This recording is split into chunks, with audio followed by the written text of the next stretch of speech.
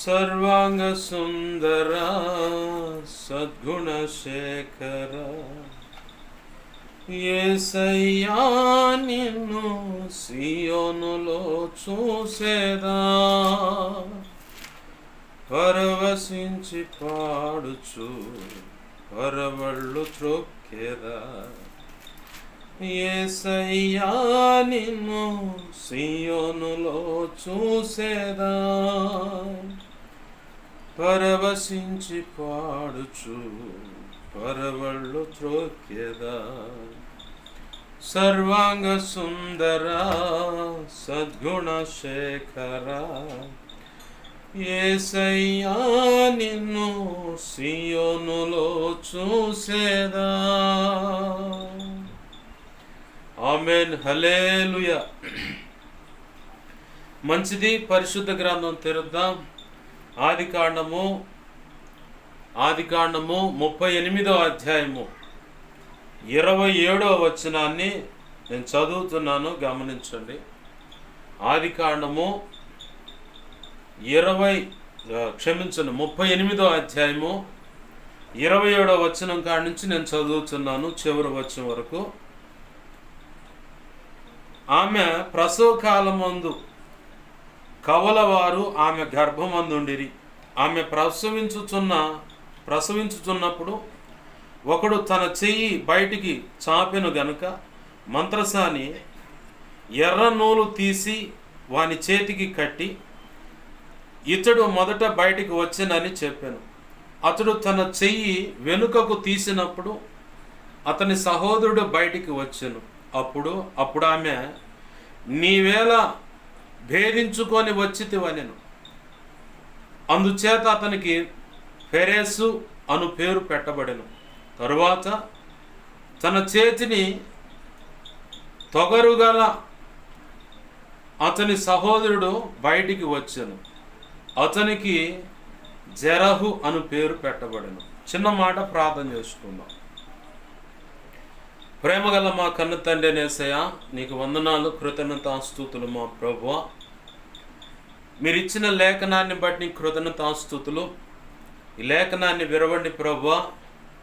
లేఖనము చాటున మీరు దాచి ఉంచిన లోతైన నూతనమైన అతి శ్రేష్టమైనటువంటి ఆత్మ ప్రత్యక్షత కలిగిన లేఖన ప్రత్యక్షతో ఇమిడినటువంటి సత్యము, సర్వసంపూర్ణ సత్యమైన ఆరోగ్యకరమైన ఉపదేశము ఏమైతుందో నీ అనాది సంకల్పంలో ఈరోజు మాకు అవసరమైన వర్తమానము, నీ మనసులో ఉద్దేశించుకున్న సంగతులు ఏమైతే ఉన్నాయో వాటిని బయటకు తెచ్చి నీ పక్షం వహించిన మీ దాసుని నోట ఉంచి, మీ దాసుని మీ సిలువు చాటును మరుగుపరిచి, మీ దాసుని ముఖాంతరంలోంచి మీరు కనబడుతూ, మీ దాసునికి అనాది సంకల్పంలో నిర్ణయించినటువంటి ధారాళమైన నీ ఆత్మ నడిపింపు, లేఖన ప్రత్యక్షత, ఆత్మ ప్రత్యక్షత, వాక్శక్తిని అనుగ్రహించి ప్రభువా, నీవే సూటిగా తేటగా స్పష్టంగా మీరు మాట్లాడు. ఆనాడు పేతురు పరిశుద్ధాత్మతో నిండుకొనిన వాడే మాట్లాడగా వారి హృదయాలు పొడవబడి దేవా 3000 మంది రక్షించబడ్డట్లుగా, పౌలు సముద్రపు ఒడ్డున దేవా ఇదిగో తండ్రి లోస్త్రా అనే ప్రాంతంలో దేవా ఇలా అనేక ప్రాంతాల్లో నీ మాటలు ప్రకటిస్తున్నప్పుడు వారిలో నీ మాటలు విన్నప్పుడు విశ్వాసం కలిగింది, స్వస్థత పొందారు. వారిలో కొంతమంది నీ మాటలు విన్నదాన్ని బట్టి, నీ దాసుని ద్వారా వెలువడుతున్న మాటలు విన్నదాన్ని బట్టి అయ్యా ఇదిగో తండ్రి వారందరూ కూడా ఇదిగో తండ్రి కుటుంబాలుగా రక్షించబడ్డారు. అంతకంటే గొప్ప అద్భుతం ఈరోజు కూడా నువ్వు చేయగల సమర్థుడివై ఉన్నావు. నీ కృప ద్వారా ఆనాటి కంటే ఈనాటి ఇంకా ఉన్నతమైన కార్యాలు జరుగునట్లుగా ప్రభువా, ఈ భూమి మీద నీ ఉన్నావని, సజీవుడివై సంచరిస్తున్నావని, ప్రతి ఒక్క కుటుంబాన్ని వెలిగిస్తున్నావని, వ్యక్తిని వెలిగిస్తున్నావని, సమాజాలను సంఘాలను వెలిగిస్తూ ఉజ్జీంపజేస్తున్నావని ప్రతి ఒక్కరికి గ్రహింపు కలుగునట్లుగా మా తండ్రి యేసయ్యా నీవే నాతో మాతో అందరితో సూటిగా తేటగా స్పష్టంగా మీరు మాట్లాడుతున్నప్పుడు మా అందరికీ వినగలిగిన చెవు, గ్రహించగల మనస్సు, లోబడు హృదయం, వాక్యానుగుణంగా జీవించే కృప, హృదయ సున్నతిని, దిద్దుబాటు మనస్సు, నేర్చుకునే శుభగుణ లక్షణము నిత్యత్వము చేరు పర్యాంతం వరకు నిత్యము నీ పాద సన్నిధిలో శిష్యరకము చేసే ఆ కృప కూడా అనుగ్రహించి, నువ్వు కోరుకున్న, నీవు ఆశపడ్డటువంటి నీ అనాది సంకల్పంలో నిర్ణయించబడిన ఆ నిర్ణయాత్మకమైనటువంటి శిష్యులైన సేవక గణాన్ని మీరు సిద్ధపరిచి సత్యములో వారిని ప్రతిష్ఠించి సర్వసంపూర్ణ సత్యమును గ్రహింపుకి ఇచ్చి దిగాంతుల వరకు కదిలి వెళ్ళి ప్రతి ఒక్కరిని సత్యంలో ప్రతిష్ఠిస్తూ సర్వసంపూర్ణ సత్యము తెలియపరుస్తూ సత్య సంబంధమైన సంఘాలు స్థాపిస్తూ ప్రతి ఒక్కరిని వారి సంపూర్ణ సిద్ధి దిశగా నడిపిస్తూ వీరును సంపూర్ణ సిద్ధి పొందుతూ వారి పట్ల నువ్వు కలిగిన, మా పట్ల నువ్వు కలిగిన ప్రణాళిక అనుగుణంగా నువ్వు నిర్ణయించినటువంటి ఆ పని యావత్తు సంపూర్ణంగా నెరవేర్చి ధైర్యంగా క్రీస్తు న్యాయపీఠాన్ని ఎదుర్కొని ఆనాడు నువ్వు నిర్ణయించిన ఆ బడా మంచిదాంసురాలని ఆ మెప్పు, ఘనత, మహిమ, బహుమతులు అందుకొని నిత్యత్వంలో ప్రవేశించి వధువులో నువ్వు నిర్ణయించిన ఆ ఉన్నత స్థానంలో నిలచి యుగ యుగాలు నీతో కలిసి నిత్య రాజ్య పరిపాలన చేసి నిన్ను మహింపరచుకునే భాగ్యము కలుగునట్లుగా మా కన్న తండ్రి, మా విమోచకుడా, మాతో అందరితో మీరు మాట్లాడి నీ ఆత్మకార్యములు జరిగించాలి. ఉపదేశాన్ని అడ్డగించాలని ప్రయత్నం చేస్తున్న ఆ దుష్టుడు, వాడి దోతలు కానీ, చీకటి అంధకార శక్తులు కానీ, పాతాళలోకపు పాశాలు, మరణ పాశాలు ఏమైనా అడ్డుగా ఉన్నా కానీ, దురాత్మ అంధకార శక్తులు కానీ, ఈ లోక సంబంధమైన లేదా ఒక కులానికి సంబంధమైన దేవి దేవతలు, దేవుళ్ళు అనబడిన ఏవైనా ఉన్నా కానీ వాటి ప్రయత్నం అవి చేస్తూ అడ్డగించాలి. ఇక్కడ దేవుని సన్నిధి ప్రభావం ఉందని చెప్పని అవి గడగడగడ వణుకుతా ఉన్నాయి. దేవా ఆ కీడంతా వాటి ప్రయత్నాలన్నీ వాటి ప్రభావం అంతా యేసునామములో నీవు నాకు ఇచ్చిన అధికారం చొప్పున నీ మహాపునరుద్ధాన శక్తిని బట్టి, కలువరి శిలువలో మా కొరకు చిందించిన రక్తాన్ని బట్టి నీ సంతోషం పరిపూర్ణమైనట్లుగా వాటి ప్రభావం బంధించబడునుగాక, నిత్య నరకంలోకి విసిరి కొట్టబడునుగాక, అక్కడే వాటి ప్రభావం లయమైపోవునుగాక యేసునామములో. ఇటు బంధకాల చేత ఎందరైతే బాధించబడుతున్నారో, వెరిపించబడుతున్నారో, పీడించబడుతున్నారో, వాటి చేత గాయపరచబడి అనారోగ్య పాలై ఇంకా అనేక కారణాలను బట్టి దేవా సమస్యలు ఎదుర్కొంటూ మానసికమైన ఒత్తిడిలోకి వెళ్తున్నారు, మరణాపేక్ష చేత వెరిపించబడుచు చచ్చిపోవాలనుకుంటున్నారు. వారందరికీ ఇంకే కారణాలు ఉన్న అట్టి బంధకాల నుంచి యేసునామములో ఇప్పుడు విడుదల కలుగును గాక. బలమైన సన్నిధి ప్రభావం మా మధ్య ఉండును గాక. అగ్ని స్తంభమై నువ్వు మాతో ఉందువు గాక. ప్రభా నా చుట్టూరు, మా చుట్టూరు ప్రార్థనలు ఏకీవిస్తున్న, నీ చిత్త ప్రకారం ఏకీవిస్తున్న ప్రతి ఒక్కరి చుట్టూ శిలువ రక్తపు కంచె, రక్షణ కంచె, అగ్ని కంచెని నీ మహిమేగాని జ్ఞాపకం చేయబడి సమస్తంపై ఆవరింపచేసి యెషయా 51:16 ప్రకారం నీ చేతి నేను దాచిపెట్టు. 34వ కీర్తన 7, 91వ కీర్తన 11, 12, 2 రాజుల 6:16 ప్రకారం దేవదూతల అగ్నివంటి రథములో సైన్యం నిత్యము జ్ఞాపకం చేయబడి సమస్తం చుట్టూ కావలిగుండునుగా. జకర్యా గ్రంథం 2:5 ప్రకారం నీవే అగ్ని ప్రాకారమే జ్ఞాపకం చేయబడి సమస్తం చుట్టూ కావలిగుందువుగాక. నిత్యము నీ కనుదృష్టి, ముఖకాంతి, తేజమాని వెలుగు, సన్నిధి కాంతి ప్రతి ఒక్కరిపై జ్ఞాపకం చేయబడి సమస్తంపై ప్రకాశించునుగాక. నీవే తోడు నడిపించండి. నీ పక్షం వహించిన నేను ఎంత బలహీన నీకు బాగా తెలుసయ్యా. నీ మీద అనుకున్నా, నీ కృప మీద ఆధారపడ్డాను. నాలో ఉన్న సమస్త అవిధేయతలు, అతిక్రమ దోషాలు, పాప దోషాలు, ఆజ్ఞాతిక్రమలు ఒప్పున క్షమించు. కలువరి శిలువలో మా కొరకు చిందించిన రక్తాన్ని బట్టి కడుగు పవిత్రపరచు. శుద్ధ జలాన్ని బట్టి సమస్త కీడు అపవిత్రతను కొట్టివేసి ఆనంద తైలాభిషేకం నాపై ఇంకను గొప్పగా ఉంచు.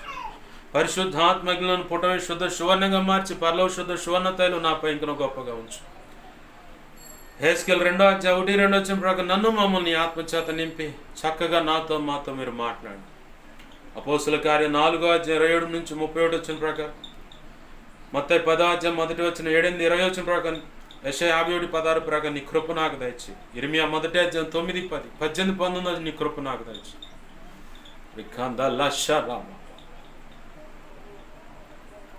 నీవే తోడుండి మా అందరితో మాట్లాడు. నీవు ఇచ్చిన వాక్యాన్ని బట్టి నీ కృతజ్ఞతాస్తుతులు చెల్లిస్తున్నాను. ఉపదేశాన్ని నన్ను మమ్మల్ని చేతులు కాపలేదు. వాతావరణం మీ స్వాధీనం తీసుకో, కరెంట్ మీ స్వాధీనం తీసుకో. ఈ సమాజాన్ని అయా పెద్దలను, కుటుంబాలను, వ్యక్తులు, పసివాళ్ళను, యవనస్తులను అందరినీ మీ స్వాధీనం తీసుకో. నీ ఆత్మ కార్యములు జరుగునుగాక, వారందరూ రక్షించబడునుగాక, నీ కార్యములు జరుగునుగాక. సమస్త విషయాలు కృప అనుగ్రహించమని, నీవు చూడడానికి సహాయం చేయమని యేసయ్య ఉన్నతనంత శక్తిగల నామమున అడిగి వేడుకొని ప్రార్థించి సమస్తం పొందుకొని నీకు కృతజ్ఞత ఆస్తుతులు చెల్లించి నన్ను మమ్మల్ని చేతులకు అప్పచెప్పి మహింపరుచుకుంటున్నాం మా తండ్రి. నిన్ను గొప్ప చేసుకుంటున్నాం మా తండ్రి. ఆమేన్, ఆమేన్, ఆమేన్. అందరికీ వందనాలు. సమకూడిన అలాగనే నా మాటలు వింటున్నా, ఇక ముందు ఈ వీడియో ద్వారా నా మాటలు వింటున్న ప్రతి ఒక్కరికి ప్రభు అయిన యేసుక్రీస్తు వారి పేరట నా హృదయపూర్వకమైన వందనాలు. అందరికీ వందనాలు. చదువుకున్న లేఖన భాగం వాస్తవానికి కొద్దో గొప్ప వాక్యపు అవగాహన కలిగి ఉన్న వారికి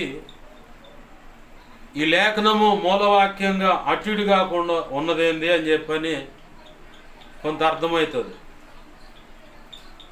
ఇక పూర్తిగా వాక్యము అవగాహన లేని వారికి అది అర్థం కాదు. ఏదైతేనేమి ఈరోజు దేవుడు నాతో మాట్లాడాలా, ఈ లేఖనం ఆధారం చేసుకొని నాతో ప్రభు ఏం మాట్లాడతాడో ఏమో, నా వంచుగా నేను ఆయన వాక్యము అందిస్తూ ఉన్నప్పుడు శ్రద్ధగా నా చెవులు రిక్కించి, నా హృదయాన్ని సంధించి, నా మనసును స్థిరపరుచుకొని, అన్ని పరిస్థితులు చక్కబరుచుకొని చక్కగా దేవుని మాటలు వినాలయ్యా. నాకెందుకు ఆ మూలవాక్యం మీద ఈ మూలవాక్యం మీద ప్రశ్నలు వేయటం కంటే పరిశుద్ధాత్మ దేవుడు నాతో ఎలా మాట్లాడాలనుకుంటున్నాడు, నా బ్రతుకును తొంగి చూసి మేము ఎదుర్కొంటున్న సమస్యలను బట్టి, కుటుంబాన్ని బట్టి, ఆధ్యాత్మిక పరిపక్వతలో ఉన్న నా స్థితిని బట్టి, లేదా సేవ పరిస్థితులను బట్టి ఎలా దేవుడు నాతో మాట్లాడాలనుకుంటున్నాడో ఆ మాటల మీద నేను మనసు నిలుపుతాను, శ్రద్ధ వహిస్తాను తప్ప ఈ లేనిపోయిన పీకులాట నాకెందుకు. నాకు కావాల్సింది దేవుని మాట, నాకు కావాల్సింది దేవుని స్వరం నేను స్పష్టంగా వినటం, నాకు కావలసింది నేను ఆధ్యాత్మికంగా పరిపక్వతలోకి వచ్చి ప్రభు అనుకున్నటువంటి ఆయనకి ఇష్టమైన ప్రియురాలుగా, ఆయన శ్రమపడి కావాలని నా కొరకు ప్రాణం పెట్టి రక్తాన్ని చిందించి ఆ రక్తం ద్వారా నన్ను కొనుక్కున్నాడు. ఆయనకి ఇష్టమైన భార్యగా నేను ఉండాలి. ప్రతి భార్య ఒక ఆశ కలిగి ఉంటుంది, నా భర్తకు నేను ఇష్టంగా ఉండాలి, నా భర్త నేను చెప్పిన మాట వినాలి అనుకుంటుంది. ఒక కోణం అది. రెండవ కోణం ఏంటంటే నా భర్తకు నేను ఇష్టంగా ఉండాలా, అన్ని విధాల అలంకరణలో కావచ్చు, వస్త్రాన్ని ధరించే విషయంలో కావచ్చు, ఆహారం వండి పెట్టి తన భర్తకు పట్టడంతో అన్నం పెట్టుకోవాలి, కళ్ళకు ఎదురుగా కళ్ళార చూసుకుంటా నా భర్తకి ఇష్టమైనటువంటి నాకు ఇష్టమైనది కూడా ఆయనకు కూడా ఇష్టమై ఉండాలి అని ఆశపడుతూ తన భర్తకి ఇష్టమైనటువంటి వంట సిద్ధపరిచి, తన భర్త పనికి పోయి రాగానే లేదా ఫ్రెష్ అప్ అయి వస్తాడు, ఆ స్నానం చేసి వచ్చిన తర్వాత ప్రశాంతంగా ఇద్దరు లేదా పిల్లలుంటే పిల్లలతో సహా కుటుంబంగా కూర్చొని వండినటువంటి వంట నా మనసుకు సంతృప్తి కలిగేలాగా నా భర్తకు పెట్టుకోవాలి, నా పిల్లలకు పెట్టుకోవాలి. ఆ వడ్డన చేస్తున్న దాన్ని బట్టి కూడా నా భర్తకు నా మీద ఇంపు అంటే ఇష్టం పుట్టాలి, అది సంతోషకరంగా ఉండాలి అని తపన పడుతుంది భార్య. అయితే సృష్టికర్త మనకు భర్త ఉన్నాడు కాబట్టి ఆ భర్త యొక్క అభిరుచులు పరిశుద్ధాత్మ దేవునికే తెలుసు కాబట్టి పరిశుద్ధాత్మ సహాయము చేత మనము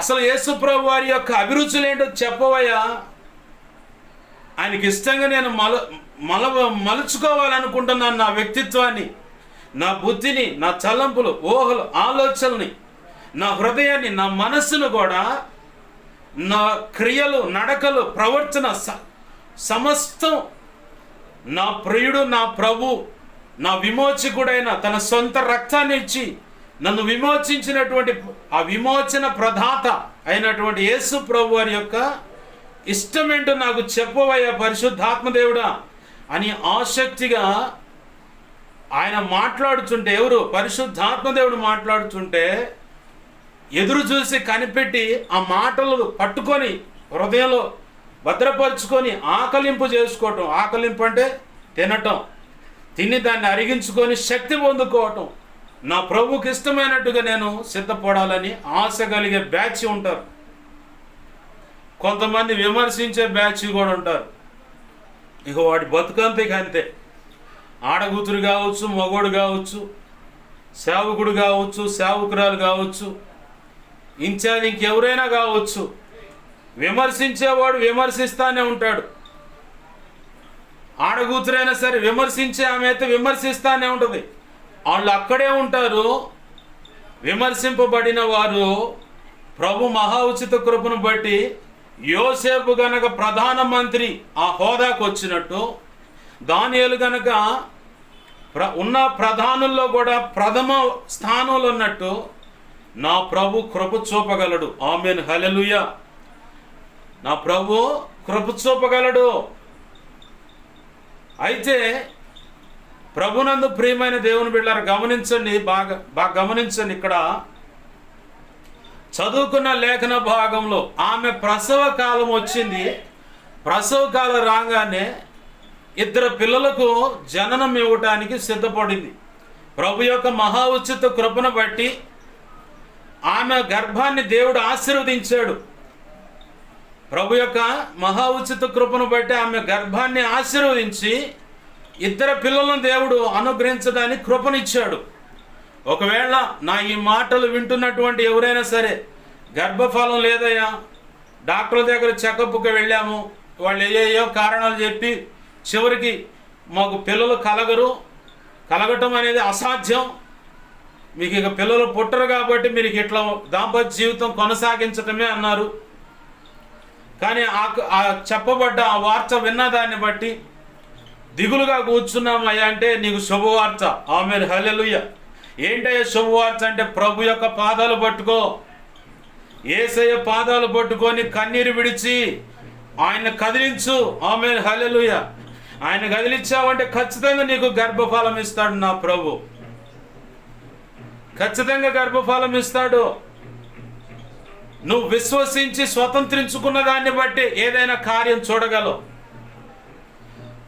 యేసు ప్రభు వారి దగ్గర ఉపయోగపడేది ఏదైనా ఉందంటే, 1 ప్రార్థన, 2వది కన్నీరు, 3వది ఉపవాసము, అలాగనే 4వది వీటన్నిటి మీద ఆధారపడి ఉన్నది విశ్వాసము, నిరీక్షణ, ఓర్పు, పట్టుదల, కనిపెట్టి చూడటము.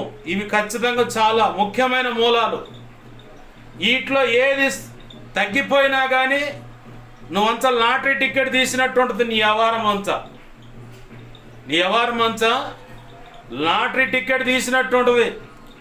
100 రూపాయలు పెట్టి లాటరీ టికెట్ తీస్తే వస్తే ఒక 10 లక్షలు, 20 లక్షలు ఏమైనా వస్తాయి, లేదా 100 రూపాయలతో ఖతం.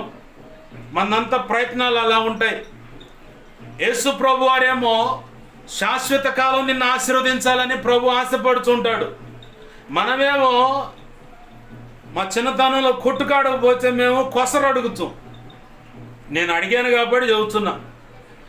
10 రూపాయలు ఏదైనా కొన్నా కానీ, కొట్లో వ్యాపారం కాడకు పోయి 10 రూపాయలు కొన్నా కానీ, పల్లెటూరు కాబట్టి కొసరు పెట్టమంటే కొసరు పెడతారు. ఎందుకు పెడతారంటే వాళ్ళ అమ్మ నాయన కొట్టుకాడ పోయి సరుకులు తీసుకురాపోయా అని చెబితే ఈ కొసరు పెడుతున్న దాన్ని బట్టి ఆ కొట్టుకే పోతామని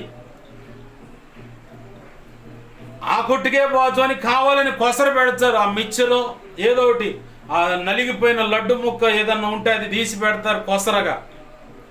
వీడికి ఏది ఇస్తే ఇష్టంగా కొట్టుకాడికి వస్తున్నాడు వెళ్తున్నాడు అని చూసి అదే పెడతారు కొసరగా. మనంతా వ్యవహారం ఏంటంటే కొసరు తెచ్చుకునే వ్యవహారం. అసలు మాకొద్దు, నీ దగ్గరే ఉంచుకో ప్రభు అంటున్నాం. ప్రభు ఏమో శాశ్వతంగా నిన్ను ఆశీర్వదించాలని ప్రభు ఆశపడుతూ ఉన్నాడు. రెబ్కా నాకు పిల్లల్ని ఇవ్వయ్యా అని చెప్పని ఇస్సాకుని అడిగింది. ఇస్సాకుని అడిగితే ఇస్సాకు 40వ సంవత్సరంలో పెళ్లి జరిగింది. 20 సంవత్సరాల వరకు వారికి పిల్లలు లేరు. బైబిల్ చరిత్ర చెబుతున్నటువంటి ఆధారం అది. 20 సంవత్సరాల వరకు వారికి పిల్లలు లేరు.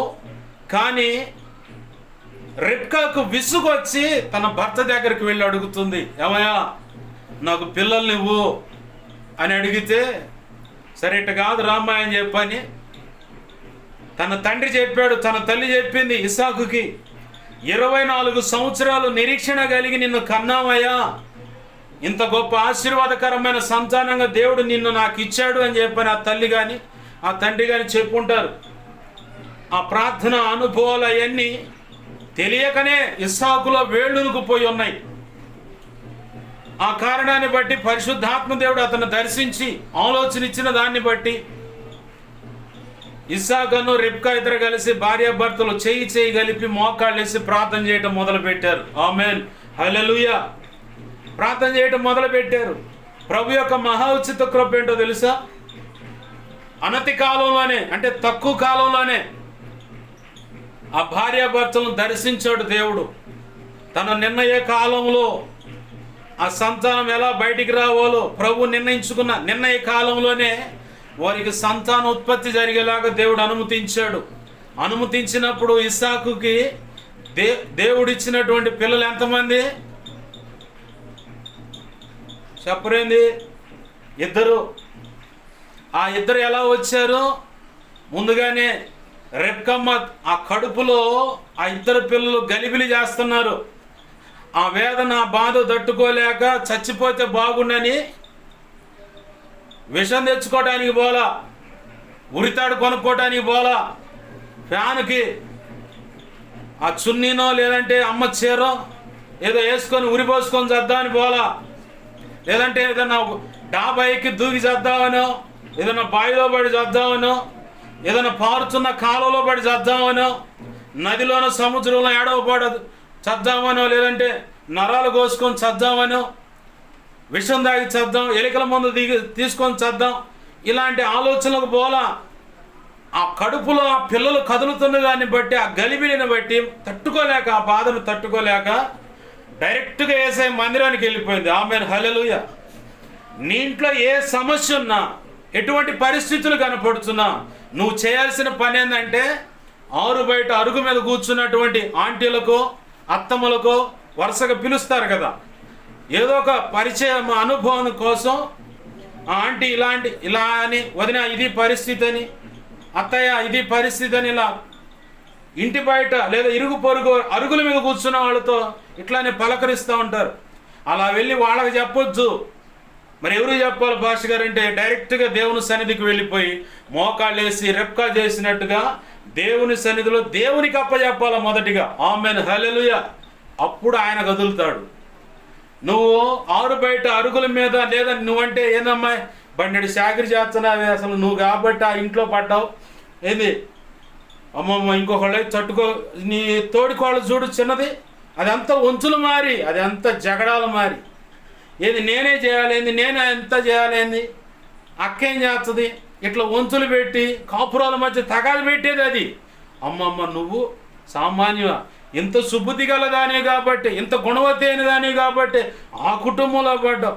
ఆ మాయదారి సచ్చినోడు వాడు అసలు బలక్రీయుడు, మొగుడు ఉండనే కానీ మొగుడే కాదని చెప్పని ఇట్లా వాళ్ళకు అనుకూలంగా మనసు మారేలాగా పంపు కొడతా ఉంటారు. ఇక పొగడటం అన్నమాట.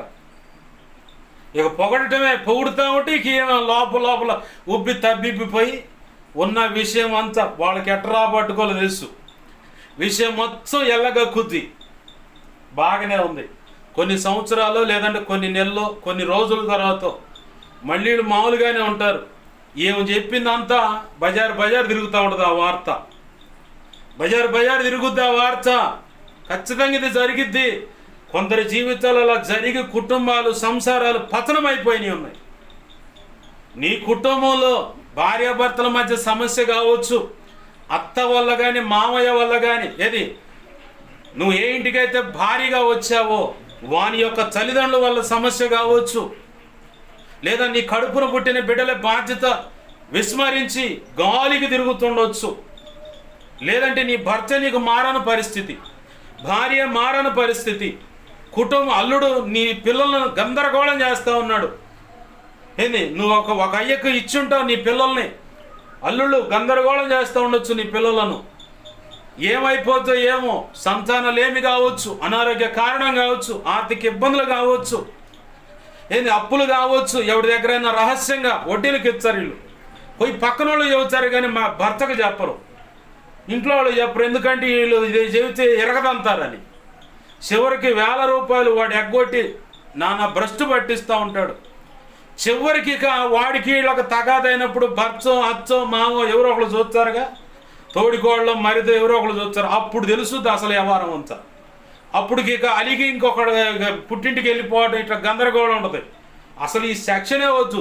సమస్య రేజ్ అయినప్పుడు, సమస్య ఉత్పన్నమైనప్పుడు, సమస్య పుట్టింది అనుకున్నప్పుడు వెంటనే డైరెక్ట్గా రెబ్కా వెళ్ళి దేవుని సన్నిధిలో మోకాళ్ళేసి, ప్రభువా నాకు బ్రతకాలని లేదు, సంతానం కావాలని అడిగానయ్యా, కానీ కడుపులో ఉన్న ఈ పిల్లలు అటు ఇటు గలిబిలి చేస్తూ ఉన్నారు, ఈ బాధ తట్టుకోలేక చచ్చిపోవాలని ఉందంటే ప్రభు అంటున్నాడు, రెబ్కా నీ గర్భవాసన 2 జనపదములు గలవు. 2 పిల్లలు ఉన్నారమ్మా నీ కడుపులో. ఆ 2 పిల్లల్లో చిన్నవాడిని నేను కోరుకున్నాను, పెద్దవాడిని విసర్జించానని. సమస్యకు పరిష్కారం వెంటనే దేవుని సన్నిధిలో మోకరించగానే రెబ్కాకు అందింది. నువ్వు కూడా ఏ సమస్య చేత బాధించబడుతున్నావో, వేదన చెందుతున్నావో, రాత్రి వేళ పడుకున్నప్పుడు భర్త పక్కనే ఉంటున్నావు, కుటుంబంలోనే ఉంటున్నావు, కనబడకుండా కన్నీరు విడుస్తూ ఆ పరుపు కన్నీళ్ళ చేత తడుస్తుందేమో. ప్రభు కృపను బట్టి ఈ మధ్య నేను ఒక పాట రాయడానికి ప్రభు కృపనిచ్చాడు.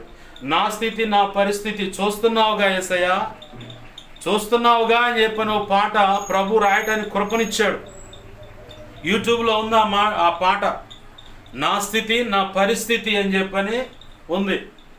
ఆ మాటలో, ఆ పాటలో 2వ చరణానికి ప్రతి రాత్రియునే పరుండిన పరుపు కన్నీళ్లతో తడిచి సాక్ష్యం ఇస్తుండగా అని రాశా.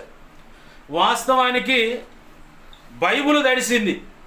నేను బైబుల్ మీదే నా తలవాల్చి ఏడ్చిన సందర్భాలు ఉన్నాయి. బైబుల్ లోపల పేపర్లు తడిసినాయి, బైబుల్ పైన కవర్ తడిసింది. ఆ మాటలు రాయాలి. కానీ దావీదు భక్తుడు ఓ మాట రాశాడు, రాత్రి వేళ నా కన్నీటితో నా పరుపు తేలిపోయింది, కొట్టుకొని పోయింది అన్నాడు. వాస్తవానికి ఆ మాటలు కూడా రాయాలి. కానీ అక్కడ సెట్ అవటానికి ఈ మాటలే సరిపోయాయి కాబట్టి ప్రభు పరిశుద్ధాత్మదేవుడు ఆ మాటలు రాయించాడు. ప్రతి రాత్రియునే పారుండి నా పరుపు కన్నీళ్లతో తడచి సాక్ష్యమిస్తుండగా దృష్టించవా నా ప్రభువా, కన్నీళ్ళు చూడచి ఆదరించవా. ప్రభు కృపను బట్టి నేను ఎదుర్కొన్న అనుభవం అది. అయితే నేను ఎవరికి ఏ సమస్యనా పోయి ఇంకోళ్ళకి చెప్పాల. మొదటిగా డైరెక్ట్గా దేవుని సన్నిధిలోకి వెళ్ళి దేవుని పాదాలు పట్టుకోవడం ప్రభు నేర్పాడు ప్రారంభం నుంచి. అది ఏ సమస్య అయినా అవ్వచ్చు, దేవునికి అప్పచెబుతా, ఆ తర్వాత దేవుడు ఇచ్చిన ఆలోచన చొప్పున కదులుతా. సమస్య రేజ్ అవుతుందంటే అప్పటిదాకా నేను 1 గంట ప్రార్థన చేస్తే ఆ తర్వాత 2 గంటల ప్రార్థన అవుతుంది. వదిలిపెట్టను. సమస్య పరిష్కారం వచ్చేంత వరకు దేవుని పాదాలు పట్టుకొని ఇక ప్రార్థనే. నాకు దిక్కెవరున్నారు? ఏసన్న గారి దగ్గరకు ఒకడు వచ్చి ఆఫీసరు లేదంటే ఆ ప్రాంతంలో పరిచయం చేస్తూ ఉంటే, ఏందయ్యా ఇది అది అంటే, నీకు దిక్కున్నవాడు చెప్పుకోపోండి. ఏసన్న గారు పబ్లిక్గా ఇచ్చిన సాక్ష్యం ఇది.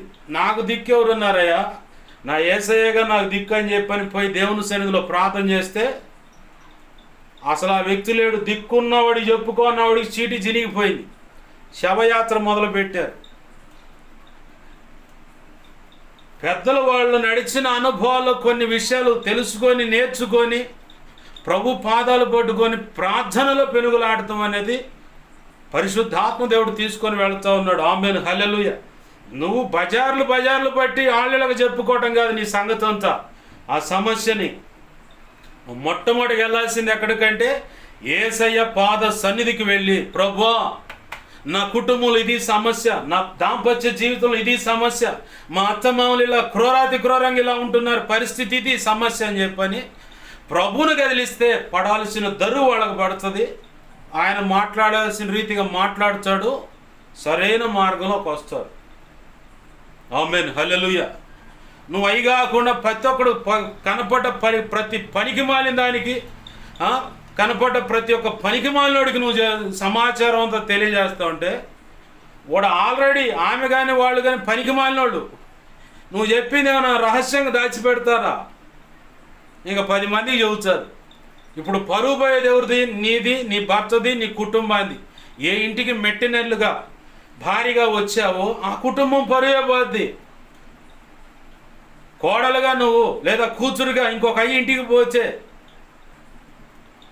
లేదా ఒక సంఘంలో ఒక సభ్యురాలుగా ఉంటే నీ సమస్యను ఇంకోటి చెప్పటం కాదు, ఇంకోటి ఏదో ఆశ్రయించటం కాదు, కానీ దేవుని సన్నిధిలో ఆయనకు అప్పచెబితే, ప్రార్థన చేసే పరిశుద్ధులకు ఆ సమస్యను చెబితే ఖచ్చితంగా వారు ప్రార్థన చేస్తారు, నువ్వు ప్రార్థన చేస్తావు, ప్రభు కదిలి సమస్యకు పరిష్కారం ఇస్తాడు. ఆమేన్, హల్లెలూయా.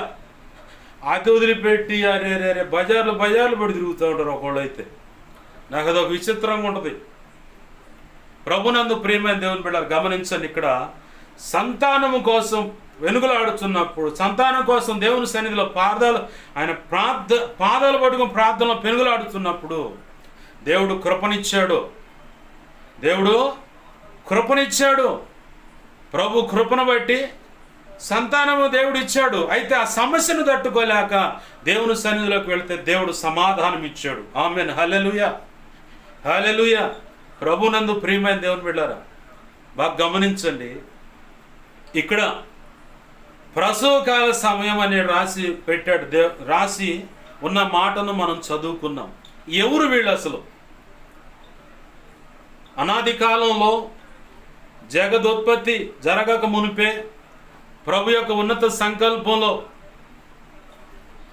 మానవ జాతిని ఆయన స్వహస్తాలతో నిర్మించుకున్నాడు. కాలక్రమంలో ఆదామవ్వలు దారి తప్పారు, ఆజ్ఞాతిక్రమని పాపంలో పడిపోయి ఏదైనా తోట నుంచి వెలివేయబడ్డారు. ఆ తర్వాత సంతానోత్పత్తి మొదలైంది. అంతకుముందు లేదు సంతానోత్పత్తి. ప్రభు ఆజ్ఞ చొప్పున వారు శారీరకంగా కలవాలంటే ఆజ్ఞ చొప్పున కలుస్తూ ఉండేవాళ్ళు, సంతోషిస్తూ ఉండేవాళ్ళు. ప్రభు వచ్చి అనుదినం వారితో మాట్లాడుతుండేవాడు. ఇదే క్రమం. అయితే ఎప్పుడైతే అపవాది యొక్క ఎత్తుగడలో వారు పడ్డారో ఇక్కడ 2 రకాలుగా పరిస్థితులు అనుమతింపబడ్డాయి. అందరికి ఉండే డౌట్ ఏంటంటే, ఏదైనా తోటలో ఆ సర్పాన్ని ఎందుకు పెట్టాడు దేవుడని. దీనికంటే ముందు నిత్యత్వంలోకి వెళ్ళాల్సి వస్తుంది మనం. అక్కడ అది అర్థమైంది, ఇక్కడ ఇది అర్థమైంది. వేలు లేదంటే కోట్ల సంవత్సరాల క్రితము దేవుడు తనతో మాట్లాడటానికి, లేదా దేవుడే వేరొక వ్యక్తితో మాట్లాడటానికి కావలసిన సృష్టి కావాలనుకొని మొదటిగా పరిశుద్ధ దేవదూతలను నిర్మాణం చేశాడు. వారిలో ప్రధానంగా చేయబడ్డవాడు ఇప్పుడు మనం చెప్పుకుంటున్నాం, మనకు అజాత శత్రు అంటే వదిలిపెట్టకుండా మన పతనాన్ని కోరుకునేవాడే లూసిఫర్. అయితే కోటాన కోట్ల దేవదూతల సృష్టి జరిగింది.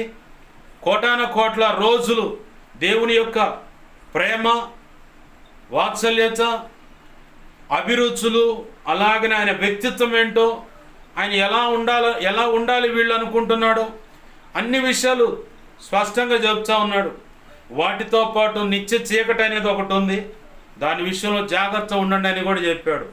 ఆ నిత్య చీకటి ఎన్నోసార్లు దేవునిలోనే ప్రవేశించాలని ప్రయత్నం చేసింది. ఆ తర్వాత ఆయన ప్రియముగా ఏర్పాటు చేసుకున్న పరిశుద్ధ దేవదూతలను కూడా ఆకర్షించాలని ప్రయత్నం చేసింది. కానీ రక్షణ వలయం అనేది ఎవరికి కనబడకుండా, రక్షణ వలయము అంటే కంచె, ఆ వల అనేది వారి చుట్టూ వేయబడింది. దేవుని చుట్టూ ఎలాంటిదైతే రక్షణ కంచె ఉందో, ఆయనను ప్రొటెక్షన్ చేసుకుంటే ఆ మహిమ వీళ్ళ చుట్టూ కూడా ఉంది. ఒకసారి అసలు వీళ్ళు నన్ను నమ్ముతారా లేదా అన్న దాని విషయంలో దేవుడు పరీక్షించుకున్నప్పుడు వాళ్ళే దారి తప్పారు. మొదటిగా దారి తప్పిన వాడు ఎవడంటే ఈ లూసిఫర్ అంటున్నవాడే. వాడికి కూడా నక్షత్రం అనే పేరుంది. ఆ తర్వాత వాడు దారి తప్పాడు. వాడితో పాటు కొంతమందిని దారి తప్పించాడు. వారిలో కొంతమంది మధ్యాకాశానికి నెట్టివేయబడ్డారు, కొంతమంది చీకటి బిలంలో బంధించబడ్డారు నిత్య తీర్పుకి. అయితే నేను క్షుణ్ణంగా 2 ముక్కలు తేల్చేస్తాను. ఇది చాలా లాంగ్ సబ్జెక్ట్ అన్నమాట. ఆ తర్వాత భూమిని పునాది వేయటానికి పూనుకున్నారు. భూమి పునాది వేయబడింది. సేమ్ ఎలాగైతే దేవుడు పరిశుద్ధమైన దేవదూతల దగ్గర ఎలాంటైతే పరీక్ష అనేది చూసుకున్నాడు, అలాగనే ఆదాము హవ్వల విషయంలో కూడా పరీక్షకు ఆ త్రోసివేయబడ్డ లూసిఫర్ వీళ్ళని శోధిస్తాడా లేదా, శోధిస్తే వీళ్ళు వాడు చెప్పే మాటకు లోబడి నా ఆజ్ఞను మీరుతారా? ఇంతకాలము ఇన్ని వందల సంవత్సరాలు అనుకుందాం మన అర్థం కావడానికి, ఇన్ని సంవత్సరాలని అక్కడ నోటెడ్గా లేదు. కాకపోతే ఆదాము ఏదైనా తోట నుంచి బయటపడినప్పుడు 100 సంవత్సరాలు వాడని మాత్రం బైబిల్ సాక్ష్యం, 100 పైచిలుకు అలా ఇన్ని సంవత్సరాలని వాడని కనబడుతుంది. అంటే 100 సంవత్సరాల వరకు ఆ లోపల పైకి భాగం కావచ్చు అక్కడ ఉన్నట్టుగా కనబడుతుంది.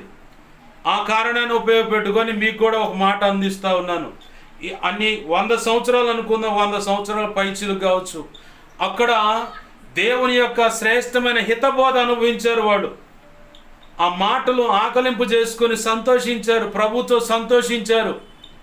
కానీ ప్రభు పరీక్షించినప్పుడు, అపవాదికి అనుమతించినప్పుడు, ఏది యోబుకు గనక అనుమతించినట్టు అలాగనే ఇక్కడ ఆదాము హవ్వల విషయంలో అనుమతింపబడ్డారు. అనుమతింపబడిన దాన్ని బట్టి వారు పక్కాగా పడేసిన ఉచ్చులో పడిపోయారు. దేవుని ఆజ్ఞను మేరరు అనుకున్నాడు ఆయన, చాలా నమ్మాడు ఆయన. కానీ ఆ నమ్మకాన్ని ఒమ్ము చేసి అపవాదేసిన ఆ ఎత్తుగడలో వారు పడిపోయి ఆజ్ఞ అతిక్రమం అనే పాపంలో పడిపోవటం, ఏదైనా తోటలోంచి నెట్టివేయబడటం జరిగింది. ఆ పరంపరలో కొంతమంది ప్రభు కృపను బట్టి సంతానోత్పత్తి వారికి కలిగేలాగా దేవుడు చేశాడు. అలా నోవహు కాలం వచ్చింది. నోవహు కాలం వచ్చిన తర్వాత అప్పుడు కూడా చాలామంది ఆ జలప్రళయంలో చనిపోయారు. దైవ చిత్తానికి వ్యతిరేకంగా విచ్చలవిడిగా బ్రతికారు. అయ్యే రోజులు ఈ అంత్యకాలంలో ఉంటాయని బైబిల్ సాక్ష్యం ఇచ్చింది. ప్రస్తుతం అదే నడుస్తుంది. విచ్చలవిడిగా అసలు బంధుత్వాలు అంటే ఇతను నాకు అన్న అవుతాడు కదా, ఇతను తమ్ముడు అవుతాడు కదా, ఇతను ఇలా కదా, అలా అసలు చిన్నమ్మ బాబాయ్ పెద్దమ్మ ఇక అసలు ఈ విచక్షణ మర్చిపోయి విచ్చలవిడి శృంగారానికి తెగబడ్డ పరిస్థితులు ఈరోజు ఉన్నాయి. శరీర ఆశలు కోరికలు నెరవేర్చుకోవడమే మొదటిగా, ఆ తరువాత తిండి తిండి తిండి రకరకాల అభిరుచులతో కూడిన ఆహారపు వంటకాలు తింటమే. శరీరాశ కోరికలు నెరవేర్చుకోవటం, తినటం, ధనాపేక్ష, ధనం మీద మోజు, ఆస్తులు సంపాదించుకోవాలి. ఏం చేస్తావు? నువ్వు పోయిన తర్వాత నిన్ను కూడా తీసుకుపోయి ఆ ఇంటిని పూడ్చిపెడతారని చెప్పు ఎవడన్నా. మా తాతోళ్ళు ఉన్నారు, ఉండటానికి మాకు ఆస్తులు ఉన్నాయి, ఇంచుమించుగా ఒక 2 కోట్ల రూపాయల దాకా ప్రాపర్టీ ఉంటుందేమో, ఆస్తులు ఉన్నాయి. మరి వాళ్ళు ఏం తీసుకుపోయారా? ఒంటి మీద చిన్న బంగారపు ముక్కు పుడక కూడా ఉండని కూడా తీసేసి మొత్తం ఉన్న ఏయో వస్త్రాలు సిగ్గు కప్పటానికి అని చెప్పని వాళ్ళకు ఇష్టమైన వస్త్రాలు కప్పి తీసుకుపోయి పెట్టెలో పెట్టి బూడ్చిపెట్టి వచ్చాం. వాళ్ళు ఏమైనా తీసుకెళ్ళారా? పొలాలు కానీ లేదంటే స్థలాలు కానీ ఇళ్ళు కానీ ఏమైనా తీసుకెళ్ళారా? ఎవడు దేశపోడు అనుకునే దానికి ఇంత పీకులాట. అమ్మో నా ఆస్తి, అమ్మో వాడు విరిగిపోతుండు, వాడు ఆశీర్వదింపబడుతుండు, వాడు పచ్చగుంటుండయ్యా అని చెప్పని విషపు కళ్ళు. ఏం చేసుకుంటావు? ఈ సెకండ్లో నువ్వు గనక నీ ప్రాణం వదిలేస్తే నెక్స్ట్ సెకండ్ ఎవరిది? ప్రసంగి అదే అంటుంది, ఒకడు తన జీవిత కాలం అంతా వ్యర్థంగా ప్రయాసపడి కష్టపడి సమస్తాన్ని సమకూర్చి తాను మాత్రం భద్రం చేస్తున్నాడు, తన తర్వాత తన వంశాంకురమైనటువంటి కడుపున పుట్టిన బిడ్డలు అది భద్రంగా ఉంచుతారో లేదో కూడా ఇతగాడికి తెలియదు. ఈడేం కష్టపడి సమకూరిస్తే వాడేం ఇష్టపడి అమ్మేస్తూ ఉంటే సుఖాపేక్షతో ఉన్నది మొత్తం అమ్మేసి మొత్తం వైన చేశాడు అనుకో, ఇతగాడు అంతకాలము కష్టపడి ప్రయాసపడి సమకూర్చింది కూడా వ్యర్థమే అంటుంది బైబిల్. పౌలు భక్తుడు అన్నాడు, తినడానికి కాస్త అంత అన్నం, కట్టుకోవటానికి వస్త్రాలు, ఉండటానికి కొంచెం ఆ నివాసం ఉంటే చాలు. మిగుల వెలగల ఆస్తులు, బంగారం, నాణ్యాలు ఎయ్యో కావాలని ఆ యుద్ధం మనకి. మనం సంపాదించాల్సిన ఆస్తి ఎక్కడంటే పరలోకంలో అన్నాడు. ఆమేన్, హల్లెలూయా. యేసయ్య కూడా చెప్పాడు, ఇహమందు ధనం మీద మోసు పెట్టమాకండి. దొంగ వస్తాడు, దాన్ని దోచుకొని పోతాడు. వస్త్రాలు ఏమనంటే అవి తుప్పు పడితే, ఇనుమైన తుప్పు పడుతుంది. అయితే పరలోకంలో ధనం సంపాదించుకోవడానికి పరితపించండి, ప్రయాసపడండి. పరలోకంలో ధనం ఏంటి పాస్టర్ గారు అంటే ఆత్మల సంపాదన మొదటిగా. ఆమేన్, హల్లెలూయా. ఆత్మల సంపాదన కంటే ముందు నువ్వు మోకాళ్ళు వేసి నీ పరిచర్య కోసం, నువ్వు వెళుతున్న సంఘ క్షేమాభివృద్ధి కోసం, సంఘంలో ఆత్మలు చేర్చబడాలయ్యా. మా దైవజనుడు అనేక ప్రాంతాల్లోకి వెళ్ళి వాడబడాలయ్యా. తన్ను అభిషేకించు, బలపరచు, ఆరోగ్యం ఇవ్వు అయ్యా. మా తోటి విశ్వాసులు కూడా, ప్రభువులో చేస్తున్న వారందరూ కూడా ఆశీర్వదింపబడాలయ్యా. వారు కూడా బలమైన పాత్రలు కావాలయ్యా. ఇలాగా ప్రార్థన విజ్ఞాపన చేస్తూ ఉంటే అదొక పరలోకంలో ధనం. నీ నోటిని వాడుకొని దేవుడు కొంతమంది సువార్త అందిస్తే వారు రక్షించబడితే అదొక ధనం. అలాగే నీ కాడ ఉన్న దాంట్లో ఏదో రూపాయి ఉందనుకో, ₹10 సేవలో ఖర్చు పెడుతుంటే అదొక ధనం. అలాగనే నీ రెక్కలను ఉపయోగపెట్టుకొని ప్రభు సేవలో కష్టపడుతుంటే అదొక ధనం. ఇలా చాలా కోణాలు ఉన్నాయి. అలాగ ప్రభు పని మీద, ప్రభు మీద మనసు నిలుపు అంటే అచ్చంగా ఇలా సేవలను కొనసాగాల పాస్టర్ గారు మీరు చెప్పే లెక్క అయితే అంటే కాదు.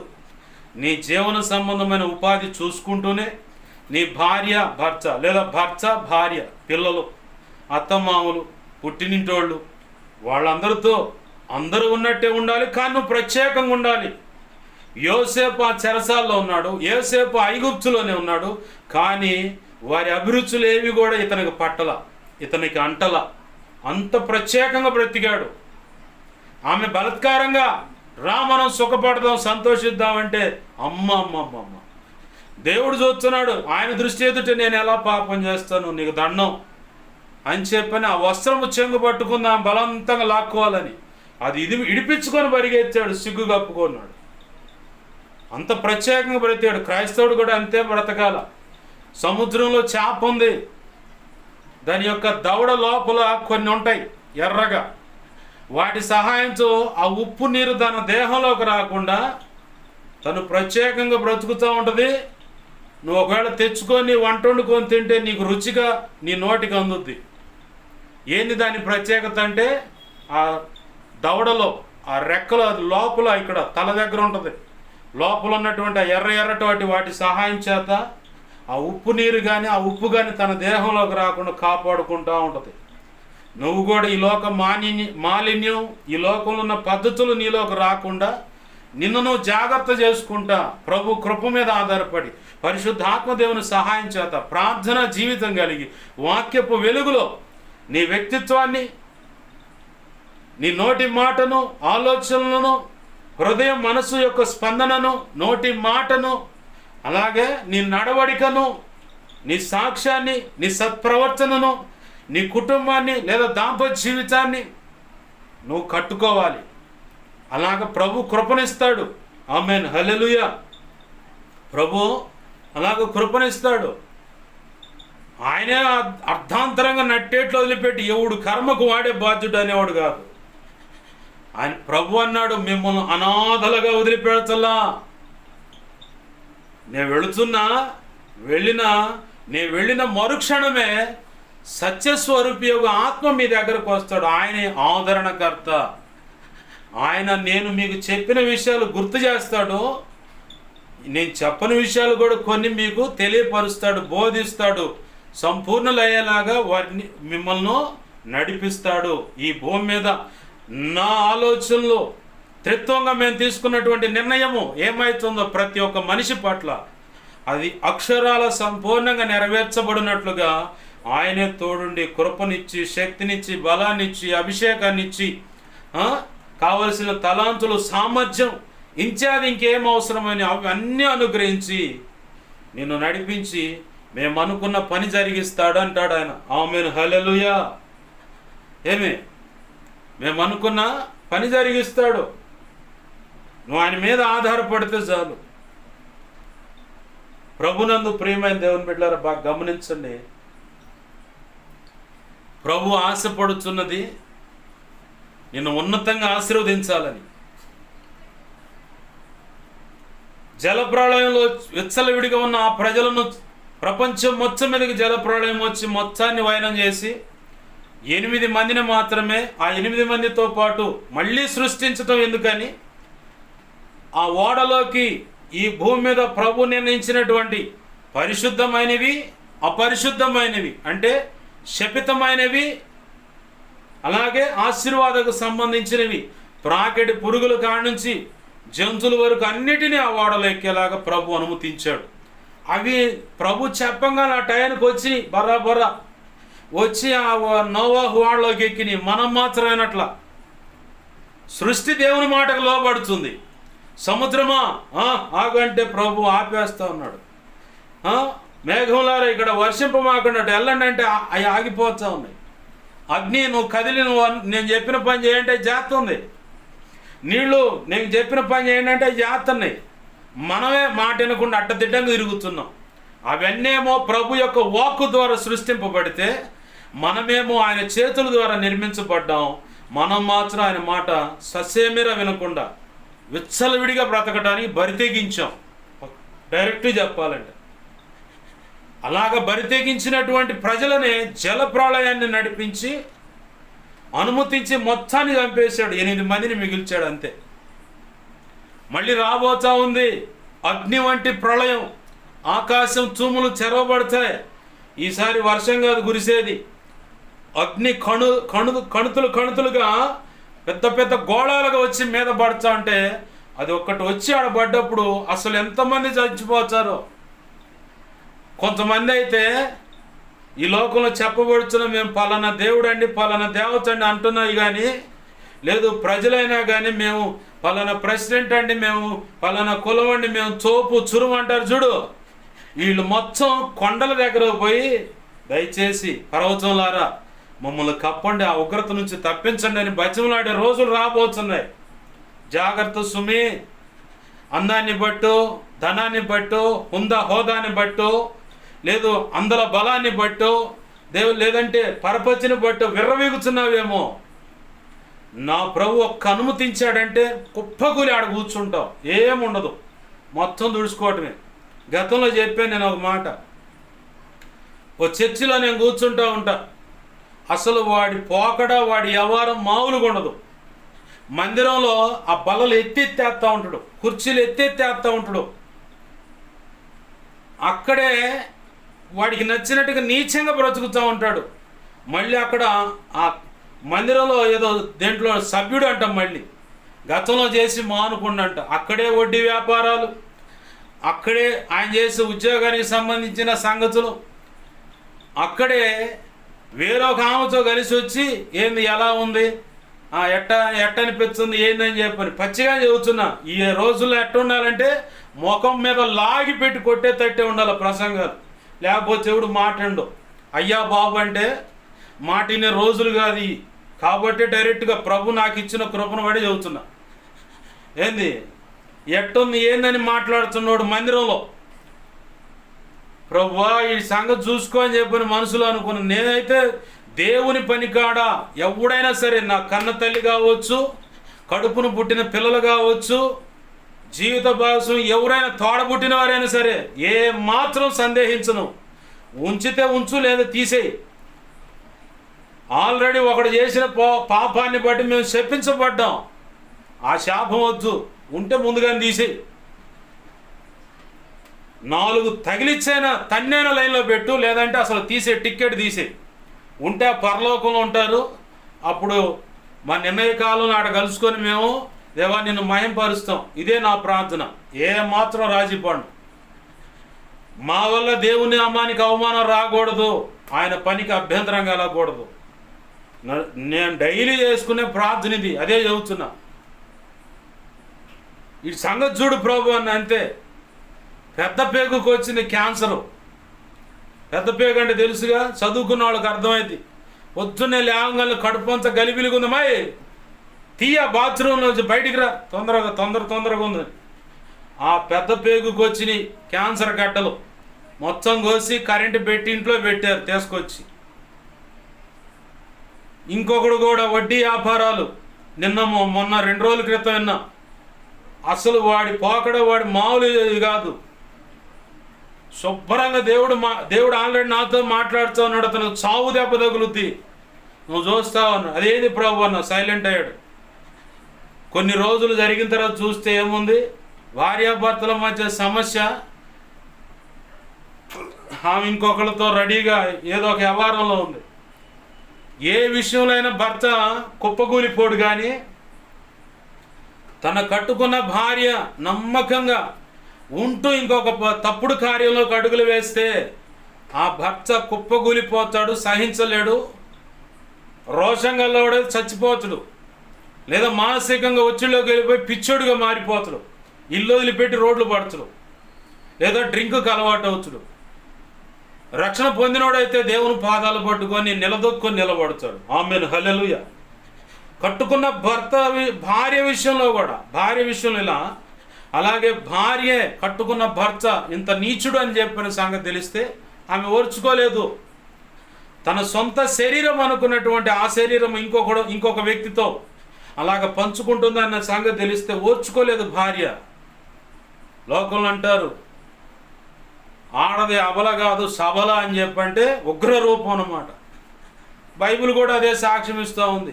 భార్య విషయంలో అలా ఉంటే భర్త తన భార్య ఏదైనా తప్పుడు నడకలు నడుస్తున్న విధానం కనుక గమనిస్తే బహు రోషం పుట్టుద్దని సామెతల గ్రంథం సాక్ష్యం ఇస్తూ ఉంది. అది ఎంత చాటుమాటుగా ఇచ్చినటువంటి కానుకల ద్వారా అది ఓర్చుకోవడం అనేది జరగదు. మరి ఎప్పుడయ్యా ఓర్చుకోవడం అనేది జరిగేదంటే పరిశుద్ధాత్మ దేవుడు అతనితో మాట్లాడి ఆ వ్యక్తిని సరిచేసి, నీ భర్తను తెచ్చుకోపో, నీ భర్తతో నువ్వు కలిసి ఉండు, నీ భార్యతో కలిసి ఉండు అని చెప్పని పరిశుద్ధాత్మ దేవుడు వారిని ట్యూన్ చేసి సరిచేసి నిలబెడితేనే ఆ దాంపత్య జీవితం తిరిగి ఒక లైన్లో కొనసాగుతూ ఉంటుంది. లేకపోతే అడ్డదిడ్డంగా తిరుగుతూ ఉంటుంది. ప్రభునందు ప్రియమైన దేవుని బిడ్డలారా బాగా గమనించండి. ప్రభు ఏమో ప్రతి సంతానాన్ని ఆశీర్వదించాలని, ప్రతి వంశాన్ని ఆశీర్వదించాలని కలలుగా అన్నాడు. కానీ ప్రారంభంలో నుంచి మానవాళి అంతా అడ్డదిడ్డంగా తిరిగి దేవుడు ఒక దారిని చెబుతుంటే ఇంకో దారిని నడుస్తూ గందరగోళంగా ఉండటం మొదలుపెట్టింది. అయినా సరే ప్రభు ఓర్చుకున్నాడు. ఓర్చుకొని తన నిర్ణయ కాలం సమయంలోకి ఇక చిన్నగా వస్తా ఆనోకుని కదిలించాడు. దేవుని యొక్క స్పర్శను స్పష్టంగా గుర్తెరిగి 60 సంవత్సరాల తర్వాత, స్పష్టంగా ఆ 65 సంవత్సరాల తర్వాత 300 సంవత్సరాలు దేవునితో నడిచాడు. దేవునికి బహు ప్రియుడిగా మారిపోయాడు, కృపనొందిన వాడయ్యాడు, ఆయనతో నడిచాడు, ఆయనతో ఏకీభవించాడు. చివరికి ఆనోకుని అంతే బ్రతికుండగానే అంతే తీసుకొని వెళ్ళిపోయాడు. ఆ పరంపరలో ఆ భక్తి జీలు అబ్రహాములో కనపడుతుంది దేవునికి. ఆమేన్, హల్లెలూయా. అబ్రహాములో కనపడితే అబ్రహాము నుంచి దేవుడు ఇస్సాకునిచ్చాడు. ప్రత్యేకం కోరుకున్నాడు దేవుడు అబ్రహాముని. విగ్రహారాధన చేసేవాడు, విగ్రహారాధనకు సంబంధించిన ఆ బొమ్మలు అమ్ముకుంటూ బ్రతికేటువంటి వ్యక్తి. కానీ ప్రభు యొక్క మహా ఉచిత కృపను బట్టి ఆ సంతతిని ఆశీర్వదించాలని, తన సొత్తైన స్వకీయ సాంపాద్యంగా ఏర్పాటు చేసుకోవాలని ప్రభు తన అనాది సంకల్పంలోనే ఏర్పాటు చేసుకున్నాడు. ఆమేన్, హల్లెలూయా. ఈరోజు ఈ వర్తమానం వింటున్న ఎవరైనా సరే, అయ్యా మా కుటుంబం ఇదయ్యా, మా కులం ఫలానా, మమ్మల్ని ఎవరు కూడా గౌరవించరు, కులం తక్కువ అంటారు, ఇది ఒక కోణం. అయ్యా మా కుటుంబ పరిస్థితి ఇదయ్యా, మా అమ్మ చేసిన పనిని బట్టి కావచ్చు, మా నాయన చేసిన పనిని బట్టి కావచ్చు, ప్రతి ఒక్కడు ఇది చండాలమైన కుటుంబం, అసలు ఈ కుటుంబంలో పిల్లలు చేసుకుండా ఎవడైనా ఇక వాడు గతికి అంతే. వాళ్ళ అమ్మ తక్కువ తిందా, లోకం చెప్పట్లేదురా.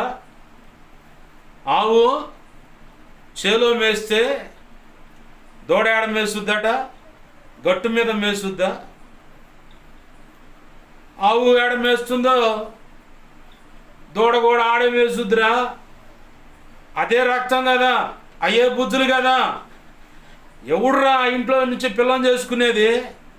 ఎవడురా ఆ ఇంట్లో మగ పిల్లగాడికి పిల్లనిచ్చేది? అంత నీచమైన కుటుంబం ఇంకోటి లేదురా అని చెప్పి అంటారు. ఈ కారణాలు ప్రభువు కూడా ఎత్తి చెబుతూ, ప్రార్థనలు ఎత్తి చెబుతా, మేమంత మంచోళ్ళం కాదయ్యా, మా కుటుంబం అంత మంచిది కాదయ్యా, మా వంశం అంత మంచిది కాదయ్యా, మా కులాన్ని ప్రతి ఒక్కరూ తృణీకరిస్తారయ్యా, తక్కువ కులం వాళ్ళు వీళ్ళు చెబితే మనం వినేది ఏందిరా అని చెప్పి తృణీకరిస్తారయ్యా అని చాలామంది దేవుని యొక్క దయా ఉన్నత సంకల్పంలో పిలువబడితే ఈ కారణాలు దేవుని సన్నిధిలో ఎత్తిపెట్టి ఆయన కోపడుతున్నా, ఓ పక్క నష్టం చూపిస్తున్నా, మరో పక్క రోగం అనేది అనుమతించి నలుపుతున్నా, మరో పక్క ఆర్థిక ఇబ్బందులు కలుగు చేస్తున్నా, కొన్ని ఆస్తులు పోతే మాటింటారేమని చెప్పని అవి తీసి పక్కనేస్తున్నా, కొంతమంది ఆధారం అనుకున్నటువంటి వ్యక్తుల్నే తీసి పక్కనేస్తున్నా. తీసి పక్కనేటువంటి ఇక తీసుకెళ్ళటమే డైరెక్ట్గా మరణానికి అనుమతిస్తున్నా. నా జీవితంలో జరిగింది. మా తాతయ్య మా నాయన కనుక ఉంటే నేను పొరపాటును కూడా సేవకు వచ్చేవాడిని కాదు. ఎందుకంటే మా కుటుంబం రాజకీయంగా కుటుంబం ముందు కదిలేటువంటి కుటుంబం మాది. ముత్తాతమ్మ, తాతయ్య, నాయనమ్మ టీచర్లు, నాన్న వ్యవసాయము, అలాగనే సేవ. మా తాతయ్య రాజకీయంగా ఉన్నాడు.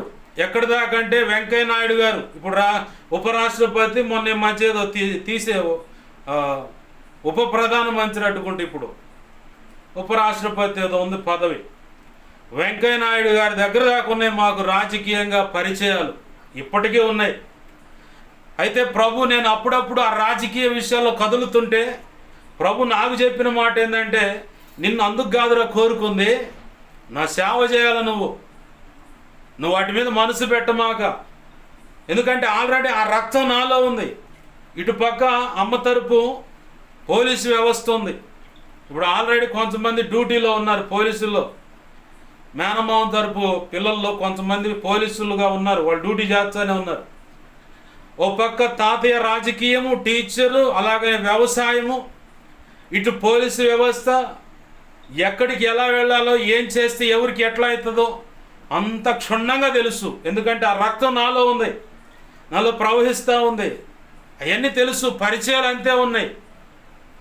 కన్నా లక్ష్మీనారాయణ కాంగ్రెస్ ఎమ్మెల్యే ఇంతకుముందు, వైఎస్ రాజశేఖర రెడ్డి గారు చనిపోయిన తర్వాత ఇక అట్టు తిరుగుతూ ఉండే ఆయన. చివరికి ఇప్పుడు తెలుగుదేశం తరపున అక్కడ సత్తెనపల్లిలో ఎమ్మెల్యేగా పోటీ చేసి గెలిచాడు. ఆయనకు తెలుసు మా కుటుంబ వ్యవహారం అంతా, ఇవన్నీ తెలుసు. కానీ ప్రభు యొక్క ఉన్నత సంకల్పం ఏంది? అవన్నీ పక్కన పెట్టి అవన్నీ నా ముందు వ్యర్థమే. ఒకప్పుడు కావాలి కాబట్టి నీ కుటుంబానికి అవి ఇచ్చా, అయితే నువ్వు మాత్రం సంపూర్ణంగా నా సేవలో ఉండాలి కాబట్టి నిన్ను ప్రత్యేకంగా ఏర్పాటు చేసుకున్నా. నా కుటుంబ పరిస్థితిని గమనించుకుంటే ఒక సేవకు సహకారంగా నిలబడ్డ కుటుంబం మాది.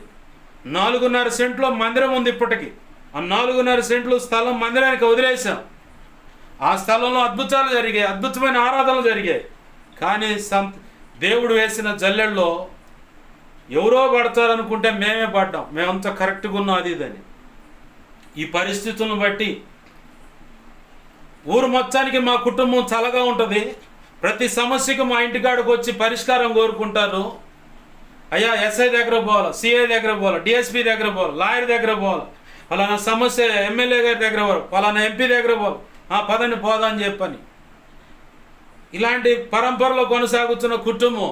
కానీ ఓ చోట వడ్డన చేయడానికి ఒక పెళ్ళిలో వడ్డన చేద్దాం నేను వెళ్తే నా కులాన్ని బట్టి పక్కన పెట్టారు పెద్దలు. నా ఫ్రెండ్స్ అయితే వాళ్ళ ఇంట్లో కూర్చోబెట్టి వాళ్ళు తినే కంచంలో అన్నం పెట్టారు. ఏంది వాళ్ళ ఇంట్లో ఉన్న పెద్దలు మాత్రం పెండ్లిలో వడ్డన చేయడానికి నాకు ఆ భోజనం ఆ బేషన్ అలా పట్టుకుంటే అబ్బాయి ఆగు పక్కరా అండు. వెంటనే నా స్నేహితుడు చూసి నేను నొచ్చుకుంటానని బాబాయ్ నీకు తెలియదు లేట్రా, నేను చెప్తా ఇట్రా అని చెప్పి పక్క తీసుకెళ్ళాడు. నాకు అప్పుడే అర్థమైంది ఊరు మొత్తానికి మేము అవసరం, కానీ మా కులాన్ని బట్టి మాత్రం వీళ్ళు గౌరవించట్లేదు అన్న సంగతి అర్థమైంది. ఆ తర్వాత అదే పరంపర నేను రక్షణలోకి వచ్చిన తర్వాత చూశాను, కులాన్ని బట్టి పక్కన పెడతాం. అన్నీ చూసా. చివరికి దేవునితో కూడా ఇదే మాట చెప్పాను, నా కులాన్ని బట్టి నన్ను ఎవరు గౌరవించరు ప్రభువా, నా మాట ఎవరు వినరు ప్రభువా, నన్ను ఇలా తృణీకరిస్తున్నారు, ఇలా జరిగింది ప్రభువా అని చెప్పా. ప్రభువా ఏం పట్టించుకోవాలా. నా కుటుంబం ఇలా ఉంది ప్రభువా, నా తోడబుట్టిన వారు ఇలా ఉన్నారు ప్రభువా, నా తోడబుట్టిన వారిలో ఫలానా ఆ తోడబుట్టినటువంటి వ్యక్తి జీవితం ఇలా ఉంది ప్రభువా, నేను సరైనది కాదు నా కుటుంబం, నేను చెప్పిన ఎవరైనారు ప్రభువా, నేను రాను ప్రభు అని అడ్డం తిరిగా. ఆ బలిపీఠం దగ్గర ప్రార్థన చేసుకుంటే బ్రతికితే చాలనుకున్నా. కానీ ఆయన బలవంతంగా తీసుకొచ్చి ఆయన పక్షంగా ఎవ్వరికి ఇవ్వనటువంటి ఉన్నతమైన కృపాభిషేకం, తలాంతులు, సామర్థ్యం, వాక్శక్తినిచ్చి ఇలాగ ఆయన సేవలో వాడుకుంటున్నాడు. ఆమేన్, హల్లెలూయా. నా బ్రతుకులో నేను ఊహించలా. ఆ బలిపీఠమే నాకు శరణ్యము. ఆ బలిపీఠం దగ్గర నేను ప్రార్థన చేసుకుంటా ఉంటా. ఒక ప్రార్థనాపరుడు 100 మంది సేవకులకు సమానం అన్నారు. ఆ పరంపరలోనే కొనసాగుతానే కానీ నేను మాత్రం సేవ చేయను, నేను నిలబడి మాత్రం వాక్యం చెప్పనని భీష్మించుకొని ఉన్నా. కానీ నా ప్రభు దారిని పోయే గ్రామ సింహాలు అంటే కుక్కలు అన్నమాట. అది మామూలుగా తెలుగు భాషలో, స్వచ్ఛమైన తెలుగు భాషలో మాట గ్రామసింహం అంటే కాపుదల కాసేది. గ్రామసింహం కుక్కను చూస్తే భయపడతారు, సింహాన్ని చూస్తే కూడా భయపడతారు. కాబట్టి ఇది గ్రామాల్లో తిరుగుతుంది కాబట్టి గ్రామసింహాన్ని పెట్టారు.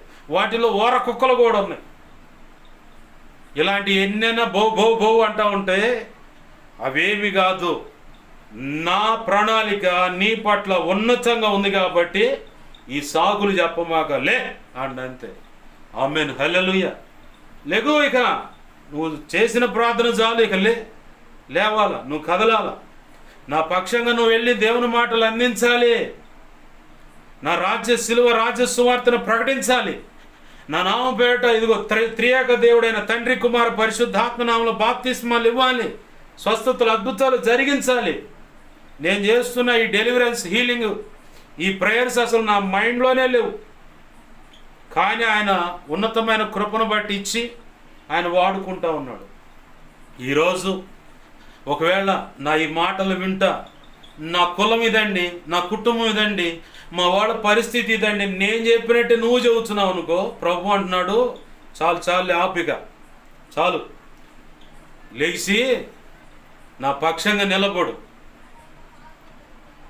నా మాటలు నీ నోట ఉంచా, నువ్వు ప్రత్యేకమైన పిలుపుతో పిలువబడ్డావు, లేక ఇక నువ్వు లేకపోతే ఇక తర్వాత నెక్స్ట్ ప్రత్యేకంగా దరువు ఉంటుంది. ఇక ఆ దరువు పడుతుంటే ఇక నువ్వు సహించలేవు, చస్తే బాగుండు అనుకుంటావు. కానీ చావు కూడా రాదు, చావు రాదు.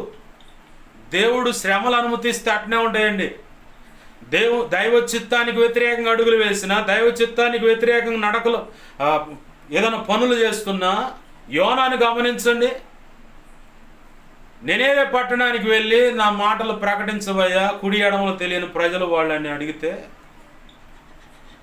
దేవుడు జాలి గల్లవాడు, కరుణ గల్లవాడు, వాళ్ళు పశ్చాత్తాపడితే వెంటనే తిరుగుతాడు, నేను కూడా పోయే పని లేదు, దేవుడే చూసుకుంటాడులే అని చెప్పని యోన అనుకొని తార్షీషు వాడెక్కి పైనుంటే అందరు కనిపెడతారు. ఎవడురా, ఎక్కడికి వచ్చా, ఏందని అడుగుతారు. కాబట్టి ఆ ఓడ అడుగు భాగానికి పోయి నిద్రపోతున్నాడు. ప్రభు యొక్క మాట ఏముంది, దావీదు భక్తుడు అంటూ ఉంటాడు, అగాధ సముద్రానికి వెళ్ళి దాక్కుంటానా, అక్కడ కూడా నీ కంటికి స్పష్టంగా నేను కనపడుతున్నా. భూమికి అవతల భాగానికి వెళుదునా, లేదు పాతాళం లేదా నరకానికి అవతల భాగానికి వెళుదునా, కటికి చీకటనా, అక్కడ కూడా నీకు స్పష్టంగా కనపడతాను ప్రభువా. ఆకాశానికి ఎగురుతాను, అమ్మో అక్కడ నీ సన్నిధి ఉంది, నేను ఎటు తప్పించుకుంటా అన్నాడు దావీదు భక్తుడు. ఈ యోనాకు అయ్యేం బట్ల సప్పగా వెళ్ళిపోయి పడుకున్నాడు. ముందు తను ఉన్నటువంటి ఓడ మీదకు శ్రమ వచ్చిందంటే, ఓడ అంటే నీ కుటుంబం లేదా సంఘం మీదకి, నువ్వు ఒక సేవకుడిగా ఉంటే సంఘం మీదకి వస్తుంది శ్రమ. దేవుడు చెప్పినట్టు నువ్వు సేవ చేయకపోయినా, అడుగులు వేయకపోయినా, నువ్వు ఒక వ్యక్తిగా ఉండి కుటుంబంలో ఉంటే కుటుంబంలోకి వస్తుంది ఆ శ్రమ. ఏముంది, ఓడ మీద ఉన్న సరుకులన్నీ ఒకటోటి పడేస్తున్నారు ప్రాణ భయంతో. మునిగిపోద్దాము, ఈ ఓడ మునిగిపోద్దాం, ఇరిగిపోద్దాం, ఏమైపోద్దో, అసలు మనం ఉంటామో లేదో, ముందు ఈ నష్టం అయితే అయిందని చెప్పని ఒక్కోటి తీసి పక్కనే వస్తూ ఉంటారు. సేవలైనా ఇంట్లో అయినా అదే పరిస్థితి ఉంటుంది. నీ బ్రతుకులైనా సరే, నీకు విలువైన ఏయైనా నువ్వు అట్నే తీసి పక్కనేస్తూ ఉంటావు. అంతటితో అయిపోయిందా? అరే ఎవడురా నువ్వు కింద పడుకున్నావు, బయటికి రా అని చెప్పని పిలిస్తే నేను పలానా ఆకాశం ముందు మహాదేవుని యొక్క సేవకున్నా. ఓయమ్మ నువ్వుంటే ఈ కీడంతా నా వల్లే వచ్చిందండు. వామ్మో అని చెప్పని ఇక యోనా అంటున్నాడు, నన్ను తీసా ఆ సముద్రంలో పడేయండి, మీకు ఏ కీడు రాదు, ఉంటే నేను తుంటే పడేసి ఇంకెంత జోరు అయ్యా అంటే అసలు ఏమి కాదు, నన్ను పడేయండి. దోకొచ్చుగా యోనా, వాళ్ళని పడేయమంటవేంది అంటే అక్కడ కింద పడితే ఆ నేరారోపణ వీళ్ళే వేశారని వాళ్ళ మీద మోపాలని తెలియగలవాడు. ఒకడు అత్యరితేళ్ళు ప్రదర్శిస్తూ ఉంటాడు, దేవుని పిలుస్తూ ఉంటాయి. తల్లి కానీ తండ్రి కానీ కుటుంబ సభ్యులు కానీ అతి తెలివితేటలు ప్రదర్శిస్తూ ఉంటారు. పిలువబడ్డవాడు వ్యక్తి, స్త్రీ అయినా పురుషుడైనా, యవనస్తురాలైనా యవనస్తుడైనా పెద్దలైనా సరే తెలివితేటలు ఉపయోగిస్తూ ఉంటారు. అనేక కారణాలు చూపిస్తూ ఉంటారు యేసయ్యకి. అవన్నీ తెలియకుండా నిన్ను పిలిచాడు దేవుడు, అవన్నీ తెలిసే పిలిచాడు ప్రభు, అవన్నీ తెలిసే పిలిచాడు. కాబట్టి నువ్వు లోబడటమే. నువ్వు ఏ సాగు చెప్పొద్దు మోసేలాగా, నేను నచ్చండి ప్రభు, నా మాట ఎవరు వింటారు ప్రభు, నేను ఆల్రెడీ అక్కడ తప్పు చేసి వచ్చాను ప్రభు, ఆ కారణాలను బట్టి నన్ను నా మాట ఎవరు వినరు ప్రభు. నర్మై అసలు ఆ మాటలు బలక మాక. నేను నిన్ను పంపిస్తున్నా, నేను నిలబడ్డా కాడ నువ్వు నేను నిలబడ్డామన్నా కాడ నువ్వు నిలబడు, నేను వాడుకుంటా. నీకు అంతగా కావాలంటే అహరోన్ని నీకు సపోర్ట్గా ఇస్తాను, ప్రార్థనా సహాయం ఎవరో ఒకళ్ళు నిలబెడతా, నీ పక్షంగా వాదించడానికి ఎవరో ఒకళ్ళు ఉంటారు. ఆ వ్యక్తి మారిందని బర్నబాలాగా సౌలు కాస్త పౌలుగా మారాడు, ఇదిగో ఇతను మార్పు చెందాడని బర్నబా అనేటువంటి వ్యక్తులను ఎవరినొక నీ పక్కన నేను నిలబెడతాను, వారు సాక్ష్యం ఇస్తారు. నువ్వు నిలబడు చాలంతే. సాకులు చెప్పమాక మోసేలాగా. యాడైతే చిత్రహింసలు చేశాడో సౌలు పౌలుగా మారి అదే స్థలాల్లో నిలబడ్డాడు. నువ్వు ఎక్కడైతే నీ చుట్టూ ఉన్న ప్రజలు నీచమైన కార్యం చేసింది ఈమె, నీచమైన కార్యాలు చేశాడు ఇతను అనుకున్నటువంటి ఆ స్థలంలోనే ప్రభు నిన్ను మళ్ళీ నిలబడమన్నా అంటే నిరభ్యంతరంగా నువ్వు నిలబడవచ్చు. ఎందుకంటే బర్నబా నీకు తోడు చేస్తాడు, అహరోన్ అంటే మిరియాం అటువంటి వ్యక్తులను నీకు తోడు చేస్తాడు. నా ప్రభు కృపనిచ్చి నిన్ను బలంగా వాడుకుంటాడు. ఆమేన్, హల్లెలూయా. ఎందుకో తెలుసా? నిన్ను ఆశీర్వదించాలని. శపితమైన కుటుంబాలే, ఎవడు గౌరవించినటువంటి పరిస్థితులే నీ బ్రతుకులో ఉన్నాయి. అయినా సరే నా ప్రభు నిన్ను ఆశీర్వదించాలనుకుంటున్నాడు. ఏమండి, ఇప్పుడు మనం చదువుకున్న ఆమె ప్రసవకాలం సమీపించింది, ఇద్దరు కవలలు ఉన్నారు ఆ కడుపులో అని చెప్పని చదువుకున్న ఈ మూల వాక్యము ఎక్కడిదో తెలుసా? అసలు ఇంత గోళంత ఎందుకు రయ్యా, నువ్వు ఏడ దొరికావు మాకు? చెప్పే సబ్జెక్ట్ ఏదో సరిగా చెప్పొచ్చుగా, సూటిగా తీసుకుపోవచ్చుగా, 4 ముక్కల్లో చెవిలేయచ్చుగా. అసలు ఈ రచ్చ అంతా ఏంది రయ్యా అని చెప్పని అనుకోవచ్చు ఎవరైనా. ఇల్లు కట్టాలంటే పునాది వేయకపోతే ఆ ఇల్లు నిలబడదు. ఒకప్పుడు మా ఇల్లే 7 అడుగులు ఎత్తు పునాది వేసాం మేము. 4 అడుగులు భూమిలోకి, 3 అడుగులు అంటే 4.5 అడుగులు భూమిలోకి, 2.5 అడుగులు పైకి, భూమి పైకి పునాది అచ్చంగా రాళ్ళు గొడ్డు సాగు చేసి నేను కూడా ఉన్నా. ఆ రాళ్ళు నేను మొయ్యలేనటువంటి భారం 80, 90, 70, 80 కిలోలు బరువైన రాళ్ళు కూడా మా అయ్య నా నెత్తి మీద మొయ్యరా నా కుమారుడు అని దన్నిండు. మోసా. ఎందుకు? ఇల్లు పటిష్టంగా ఉండాలా, స్థిరంగా ఉండాలి, ఎన్ని సంవత్సరాలైనా కదిలాడకూడదని.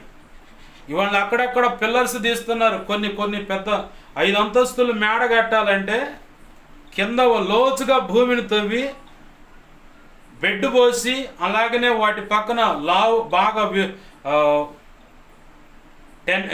పెద్ద అంగుళం సైజ్ అంటే లావు అంటే రాడ్లు వేసి పెద్ద పిల్లర్స్ పోసి అపార్ట్మెంట్లు లేపుతున్నారు. దేనికి? అమ్మని కుప్పకొట్టడానిక? నిలబడాలి. అలాగనే ప్రభు మహా ఉచిత కృపను బట్టి ఉపోద్ఘాతం అంటే పునాది వేస్తూ ఉన్నాడు. వాస్తవానికి మానవాళ్ళు ఎప్పుడూ ఆశీర్వదింపబడాలని కోరుకుంటే అపవాది వేసిన విచ్చలవిడి, ఆ ఎత్తుగడలు, శోధనలను బట్టి అందరూ దారి తప్పారు. ఆ పరంపరలో అబ్రహామును దేవుడు కోరుకున్నాడు. దారి తప్పిపోయిన కుటుంబమే అబ్రహామును కోరుకున్నాడు దేవుడు. తర్వాత ఇస్సాకును కోరుకున్నాడు. ఇస్సాకు సంతానోత్పత్తిలో నుంచి యాకోబును ప్రత్యేకంగా దేవుడు ఏర్పాటు చేసుకున్నాడు. యాకోబు మోసగాడే, తండ్రిని అన్నను మోసం చేశాడు. ఆశీర్వాదం కాడ తల్లి చెప్పిన మాటలను బట్టి అన్నకు రావాల్సిన ఆశీర్వాదం యాకోబు పొందాడు. యాకోబు తీసుకొని చివరికి అన్నదమ్ములు కొట్టుకొని చచ్చిపోతారని చెప్పని తల్లిదండ్రులు మాట్లాడుకొని ఆ లాబాన్ అనే వ్యక్తి దగ్గరకు పంపించారు. రెబ్కా వాళ్ళ సొంత అన్న, అంటే యాకోబుకు మేనమ్మ. ఆడకు పోయిన తర్వాత మామ కూడా స్కెచ్ చేసి చక్కగా ఎక్కడైతే ఈయన ఆడ మోసం చేశాడు, ఇద్దరిని మోసం చేశాడు, అట్లానే ఈయన యాకోబు కూడా 2 రకాలుగా మోసపోయాడు. ఒకటి, లేయా చిన్నది ఇష్టమైంది, రాహేలు చిన్నది చాలా ఇష్టపడి 7 సంవత్సరాలు కొలువు చేశాడు. మామ లేయాని జబ్బు కళ్ళదని రాసి ఉంది, ఆమెనిచ్చి పెళ్లి చేశాడు. నీకు ఇష్టమైతే ఆ అమ్మాయి కోసం కూడా 7 సంవత్సరాలు కొలువు చేయండి.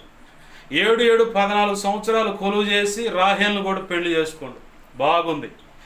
మిగతా 7 సంవత్సరాలు ఇతను స్థిరపడటానికి ఆ గొర్రెలను కాస్తా ఉన్నాడు. అక్కడ కూడా మామ మోసం చేశాడు అతను. యాకోబుకు అర్థమై దేవుని పాదాలు పట్టుకొని ప్రార్థన చేసి దేవుడిచ్చిన ఆలోచన చొప్పున తన ఉంచుగా తనకు వంతు ఇవ్వబడిన దాంట్లోంచి ఇక సంపద పెరగటం మొదలైంది. ఆమేన్, హల్లెలూయా. బాగా గుర్తుపెట్టుకో, నువ్వు ఏడ మోసం చేస్తావో, నువ్వేమి విత్తుతావో అదే పంట కోస్తావు. కఠినత్వాన్ని విత్తావా అదే పంట కోస్తావు. మరణాన్ని ఎవరిదైనా కోరుకున్నావా ఖచ్చితంగా ఆ మరణం నీ ఇంట్లో చూస్తావు. కన్ఫామ్గా అది ఏం మారదు. ప్రభు ధర్మశాస్త్రం చెబుతున్న మాట, పంటికి పన్ను, కంటికి కన్ను, కాలుకు కాలు, చెయ్యికి చెయ్యి, ప్రాణానికి ప్రాణం, వస్తువుకు వస్తువు, పశువుకు పశువు. ధర్మశాస్త్రం ప్రకారము అచ్చి ఉండాలి, అంటే ఇచ్చేయాలా కాదు, అట్లా వెళ్ళిపోవాల్సిందే. నీ చెయ్యి పోవటానికి ఎవడైనా కారణమయ్యాడా? ఎవడైతే చెయ్యి నరుకుతాడో వాడి చెయ్యి నరకాలని ఉంది ధర్మశాస్త్రంలో. దేవుని న్యాయ విధులు ఇవి.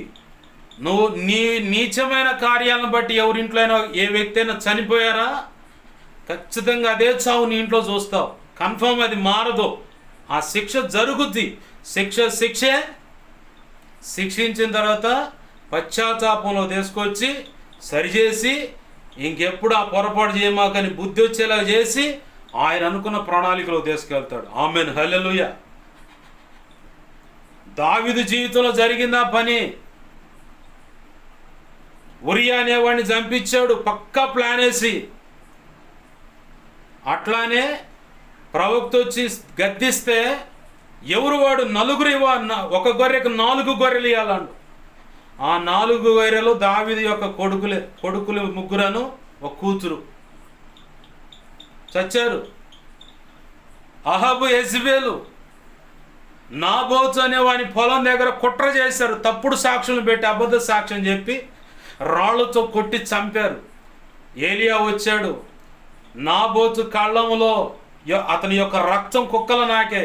అహాబు, యెజబెలు గమనించండి, మీ ఇద్దరు చావు అలానే ఉంటుంది, అలాగనే కుక్కలు వచ్చి ఆ రక్తాన్ని నాగుతాయి అన్నాడు. అలానే జరిగింది. దేవుని యొక్క న్యాయ విధి. ఒకడి జీవితాన్ని పతనం చేసావా నీ జీవితం పతనం అయిపోద్ది. ఒకడి నష్టాన్ని నువ్వు కోరుకున్నావు, నువ్వు కూడా నష్టం అనిపిస్తావు. ఒక కుటుంబాన్ని నవ్వుల పాలు చేయాలనుకున్నావా, నీ కుటుంబం కూడా నవ్వుల పాలు అయిపోద్ది. ఒకడికి ఏదో మాంత్రిక శక్తుల నుంచి ఏదో చేద్దాం అనుకున్నావా, నీ కుటుంబం మీద కూడా నీకు కూడా ఎవడో ఉంటాడు, తలదన్నేవాడు. ఆల్రెడీ దేవుడు పెట్టే ఉంటాడు. వాడి ద్వారా ఏదో ఒక నష్టం జరుగుతుంది. ఖచ్చితంగా నువ్వు ఏం విత్తుతావో, మంచిని విత్తితే మంచి పంట కోస్తావు, చెడుని విత్తితే చెడు పంటనే కోస్తావు. తప్పుడు ప్రచారం చేస్తే నీ కుటుంబానికి కూడా ఉంటారు ఎవడో ఒకడు, ఏయో ఒక లోపాలు ఉంటాయి. ఏంది అవి మొత్తం వేస్తారు, పెద్ద పెద్ద ఫ్లెక్సీలు అన్నమాట. యాకోబు అంతే చేశాడు. తన అన్న దగ్గర ముందు జ్యేష్ఠత్వాన్ని దొంగత కనబడుతున్న ఎర్ర చిక్కుడుకాయ కూర పెట్టి జ్యేష్ఠత్వం సంపాదించుకోండు. ఒక చోట మోసం చేశాడు. రెండవది, తన తండ్రి దగ్గరికి తన తల్లి చెప్పిన మాటలు చొప్పున వెళ్ళి తన తండ్రి దగ్గర సాగిలపడి అబద్ధం చెప్పి ఆ జ్యేష్ఠత్వం ఆశీర్వాదాలు పొందుకుంటే మామ దగ్గర కూడా పిల్లనిచ్చిన మామ దగ్గర కూడా అతను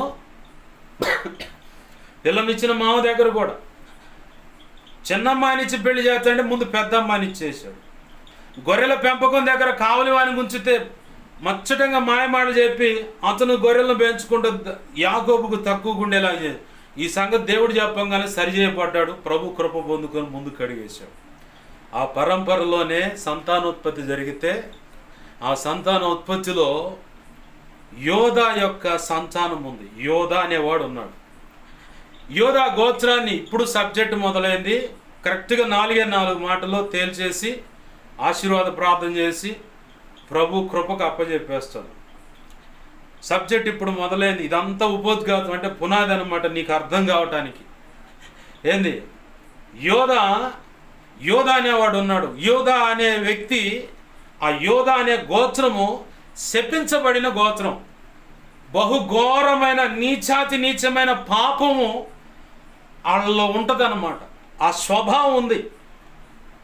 ఆ పాపం అనేది ఆ యోధా గోత్రానికి పెట్టిన పేరు.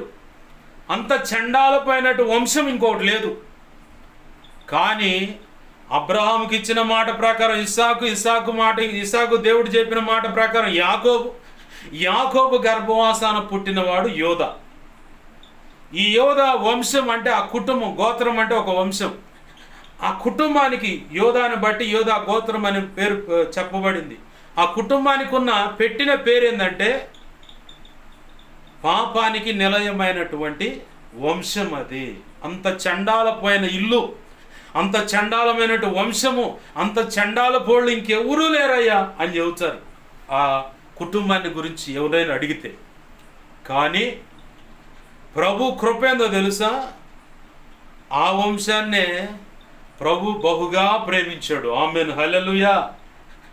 యేసు ప్రభు వారు ఆ గోత్రాన్నే, ఆ వంశాన్నే కోరుకున్నాడు. ప్రభు అన్నాడు కదా, శాస్త్రులు పరిసయ్యులు ధర్మశాస్త్రోపదేశకులు వచ్చి శిష్యులతో అంటున్నారు, మీ బోధకుడు ఏందయ్యా శుంకరులతోనూ పాపులతోనూ స్నేహం చేస్తున్నాడు, వాళ్ళతో కలిసి కూర్చొని తింటున్నాడు, అసలు నీతి పరిశుద్ధత వేరు జీవితం మీ బోధకుడికి లేనట్టుంది అని చెప్పంటే ఆ మాటలు గ్రహించిన యేసు ప్రభు వారు అంటున్నాడు, ఆరోగ్యం గల వాళ్ళ కోసం నేను రాలేదయ్యా, రోగికి వైద్యుడు అవసరం, నేను నీతిమంతుల కోసం రాలా, పాపుల కోసమే వచ్చా. ప్రభు అంటాడు, బాప్తిస్మిచ్చి యోహాను శిష్యులు వచ్చి నీ కోసమే మేము కనిపెట్టాలా, వేరొకని వాని కోసం కనిపెట్టాలా? మా బోధకుడు అడుగుతూ ఉన్నాడు బాప్తిస్మిచ్చి యోహాను గారు. ఆయనకి సరైన సమాధానం చెప్పడానికి నువ్వు సమాధానం చెప్పు అంటే, బేదలైన వారు రక్షించబడుతున్నారని చెప్పండి. బేదలైన వారు రక్షించబడుతున్నారు అన్నదానికి ఆధ్యాత్మిక అర్థం ఏంటంటే, ప్రభు చెప్పిన పాప ప్రాయశ్చిత్తార్థమైన బలి అర్పించడానికి కొన్ని విధులు ధర్మశాస్త్రం చూపిస్తూ ఉంది. ప్రత్యక్ష గుడారం ఎదుటికి వెళ్ళి ప్రతి సంవత్సరం ఆ కుటుంబం కోసం ఇన్ని కోడెలు, ఇన్ని దూడలని, ఇంత పిండి, అలాగనే ఇంత నూనె అని చెప్పని ప్రభు కొంత విధిని నిర్ణయించాడు. అది కూడా సమర్పించలేనటువంటి వారికి 2 గువ్వలను అర్పించాలని కూడా చెప్పాడు. అది కూడా సమర్పించలేనటువంటి పేదలు ఉన్నారే, వారికి యేసు ప్రభు వారి యొక్క విమోచన ద్వారా రక్షించబడుతున్నారని చెప్పాడు. ఆమేన్, హల్లెలూయా. పేదలైన వారు రక్షించబడుతున్నారంటే ఇదే. యేసు ప్రభు వారి యొక్క సువార్తను అంగీకరించి ఆ కోడెలు అవి ఆ బలి అర్పణ ఏం అవసరం లేకుండా, ఈ గువ్వలు కూడా అవసరం లేకుండా ఆయన నామం పేరట విశ్వసించి, ప్రభువా నీవే నాకు విమోచనకర్తవు, రక్షణకర్తవు, నన్ను విమోచించని అడిగితే తండ్రి అయిన దేవునికి మనకు మధ్యలో ఉన్నటువంటి ఆ వైరం, ఆ ఉగ్రత నుంచి తప్పించడానికి మొదటిగా కొంతమంది నడిపించాడు, ధర్మశాస్త్రం ఇచ్చాడు, తర్వాత ప్రవక్తలను పెట్టాడు, రక్షణకర్తలను పెట్టాడు. అందరూ పోయారు. ఎవడు మాట వినకుండా డొంక తిరుగుతూ ఉంటే ఆయనే వచ్చి ఇది స్థితి అని చెప్తే ఆ పరిస్థితిని బట్టి విమోచింపబడుతున్న వాళ్ళ విషయమై యేసు ప్రభు వారు అంటాడు, పేదలు రక్షించబడుతున్నారన్న సంగతి చెప్పు. గుడ్డివారు చూస్తున్నారన్న సంగతి చెప్పు, కుంటివారు నడుస్తున్నారన్న సంగతి చెప్పు, అనేకులు రోగాల నుంచి స్వస్థ చిత్తులు అవుతున్నారని చెప్పు, దెయ్యాల నుంచి విడిపించబడుతున్నారని చెప్పు. మీరు చూస్తున్నారు కదా, మీ కళ్ళ ముందే కొన్ని అద్భుతాలు జరిగాయిగా, వీటి విషయం పోయి చెప్పండి అన్నాడు. దేవునికి మహిమ కలుగునుగా. హల్లెలూయా. భేదలైన వారు, చండాలంగా ఉన్నటువంటి వాళ్ళని దేవుడు ప్రేమించాడు. కొంతమంది అనుకోవచ్చు, నా జీవితంలో నేను ఎదుర్కొన్న సందర్భంలో అడుక్కుంటా ఉంటారు వాళ్ళు. నేను వాళ్ళకి దేవుని రాజ్య సువార్త గురించి చెబుతా ఉంటే, వాళ్ళు మాకు ఎందుకు వాళ్ళకి చెప్పి మారరు పెట్ట 10 రాళ్ళు వేస్తా, ఒక్క రాయన తగులుద్ది. గురి చూసి ఆ స్తంభానికి 10 రాళ్ళు వేస్తే ఒక్క రాయన తగులుద్ది. నేను 10 సార్లు చెబుతా, ఒక్క మాట అయిన వాళ్ళని పట్టుకుంటుంది. పట్టుకోలేదా? నేనున్న ఇక్కడ కూర్చున్న ఈ రాళ్ళు, ఈ బల్లలు ఇవన్నీ వచ్చి తీర్పు దినం ముందు దేవుని సన్నిధిలో సాక్ష్యం ఇస్తాయి. ఆమేన్, హల్లెలూయా. అదే ఆకాశములారా, భూమి రండి, మీ మీద మీరు ఈ ప్రజల మీద సాక్షిగా పెట్టాను. యెషయా గ్రంథం 1వ అధ్యాయంలో ఉంటుంది ఆ మాట. సాక్ష్యంగా పెట్టాను వీళ్ళని, వీళ్ళందరి మీద మిమ్మల్ని సాక్ష్యంగా పెట్టాను. వీళ్ళు చేసిన ప్రతి చర్య, ప్రతిదీ వచ్చి నాకు సాక్ష్యం చెప్పండి అంటే, ఆ పరంపరలో నేను నా వంతు వస్తే నా గురించి ఇదిగో పలానోళ్ళకి ఇలా చెప్పాడు ఈయన, కానీ వాడు మాట ఏం లేదని ఈ భూమి వచ్చి, ఈ ఆకాశం వచ్చి, ఇక్కడున్న వస్తువులు కూడా వింటున్నాయి, ఇవి కూడా వచ్చి అక్కడ పరలోకంలో, అంటే పరలోకానికి ప్రవేశించే ముందుగా క్రీస్తు న్యాయపీఠ ఎదుట సాక్ష్యం ఇస్తాయి. ఇదే మాట చెప్పారు. ఆ తర్వాత ఒకళ్ళు తృణీకరించినటువంటి ఆ వ్యక్తి ముందే నేను ప్రభు కృపను బట్టి అందించిన సువార్తను బట్టి రక్షించబడ్డారు. వాళ్ళు రక్షించబడ్డారు. మనం నీచులు వాళ్ళని తృణీకరిస్తాం. నా ప్రభు ఎంతో ప్రీతిగా వారిని ప్రేమించాడు. ఆమేన్, హల్లెలూయా. ఆ పరంపరలోని యోధా గోత్రాన్ని దేవుడు కోరుకున్నాడు. యోధా గోత్రాన్ని కోరుకున్నాడు కాబట్టి ఆయన యోధా గోత్రపు సింహం అన్నాడు. ఆమేన్, హల్లెలూయా. యోధా గోత్రపు సింహం అన్నాడు. అయితే సబ్జెక్ట్లోకి వద్దాం, చూద్దాం. ఇక్కడ మాట ఏముందంటే, యోధా తనకు సంతానం కలిగింది. యోధాకి సంతానం కలిగింది. సంతానం కలిగితే బంధుధర్మం అనేది ఆ రోజుల్లో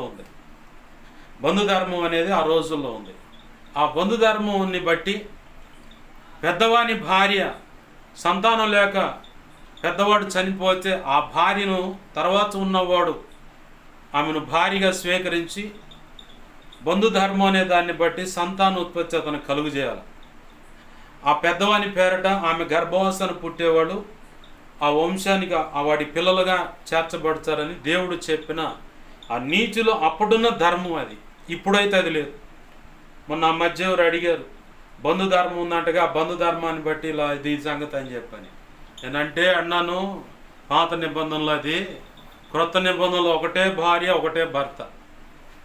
ఒకవేళ వాళ్ళ పరిస్థితులను బట్టి ప్రభు చిత్తంలో విడాకులు తీసుకుంటే ఇంకొక వ్యక్తితో రక్షణ పొందుంటే ఇంకొక వ్యక్తితో భార్యగా వెళ్ళొచ్చు, ప్రభు సంకల్పంలో కొనసాగవచ్చు. వృద్ధాప్యం ఉన్న వాళ్ళైతే ఇక విధవరాలుగా ఉండటమే మేలని కూడా పౌలు భక్తుడు అన్నాడు. ఆ కారణాన్ని బట్టి ఇప్పుడైతే ఒకటే భార్య. వీళ్ళ భర్త చనిపోతే చేయగలిగేది ఇంకొక వ్యక్తితో పెళ్ళాడవచ్చు మనసు ఉంటే, లేదు విడాకులు తీసుకొని ఉంటే ప్రభు చిత్తంలో నిర్ణయించబడినటువంటి వ్యక్తితో వాళ్ళు ఇరువురు ఇష్టపడితే, ప్రభు నిశ్చయిస్తే చక్కగా పెళ్లి చేసుకోవచ్చు. వారి జీవితాన్ని వారు కొనసాగించి ప్రభు సంకల్పంలో ధన్యులు కావచ్చు. అయితే ఇక్కడ బంధుధర్మం నెరవేర్చలా. తన మామ ఒక మాట ఇచ్చాడు. ఎవరు అలా బంధుధర్మం నెరవేర్చిన వారిని ఆమెతో శారీరకంగా కలిసి ఆ వీర్యాన్ని ఏం చేశాడంటే వాడు బయటపడేలాగా చేశాడు. అది దేవునికి నచ్చగా వాళ్ళు శపించబడ్డారు, వారు కూడా మొత్తబడి చంపబడ్డారు. అప్పట్లో ఉన్నటువంటి పరిస్థితి అది. ఆ తర్వాత ఈ తామరు, ఆ కోడల పేరు రాసి ఉంటుంది, తామారు అనే పేరు ఆమె పేరు. తన మామ చెప్పిన మాటను బట్టి ఆయన ఎంతసేపు కాలయాపన చేస్తున్నాడు, కానీ బంధుధర్మం నెరవేర్చిన కారణాన్ని బట్టి ఈమె వేశ్యలాగా ఒక వేషధారణ చేసుకొని తన మామతో కలిసి సంతానోత్పత్తి విషయమై ముందుకు అడుగులు వేస్తుంది.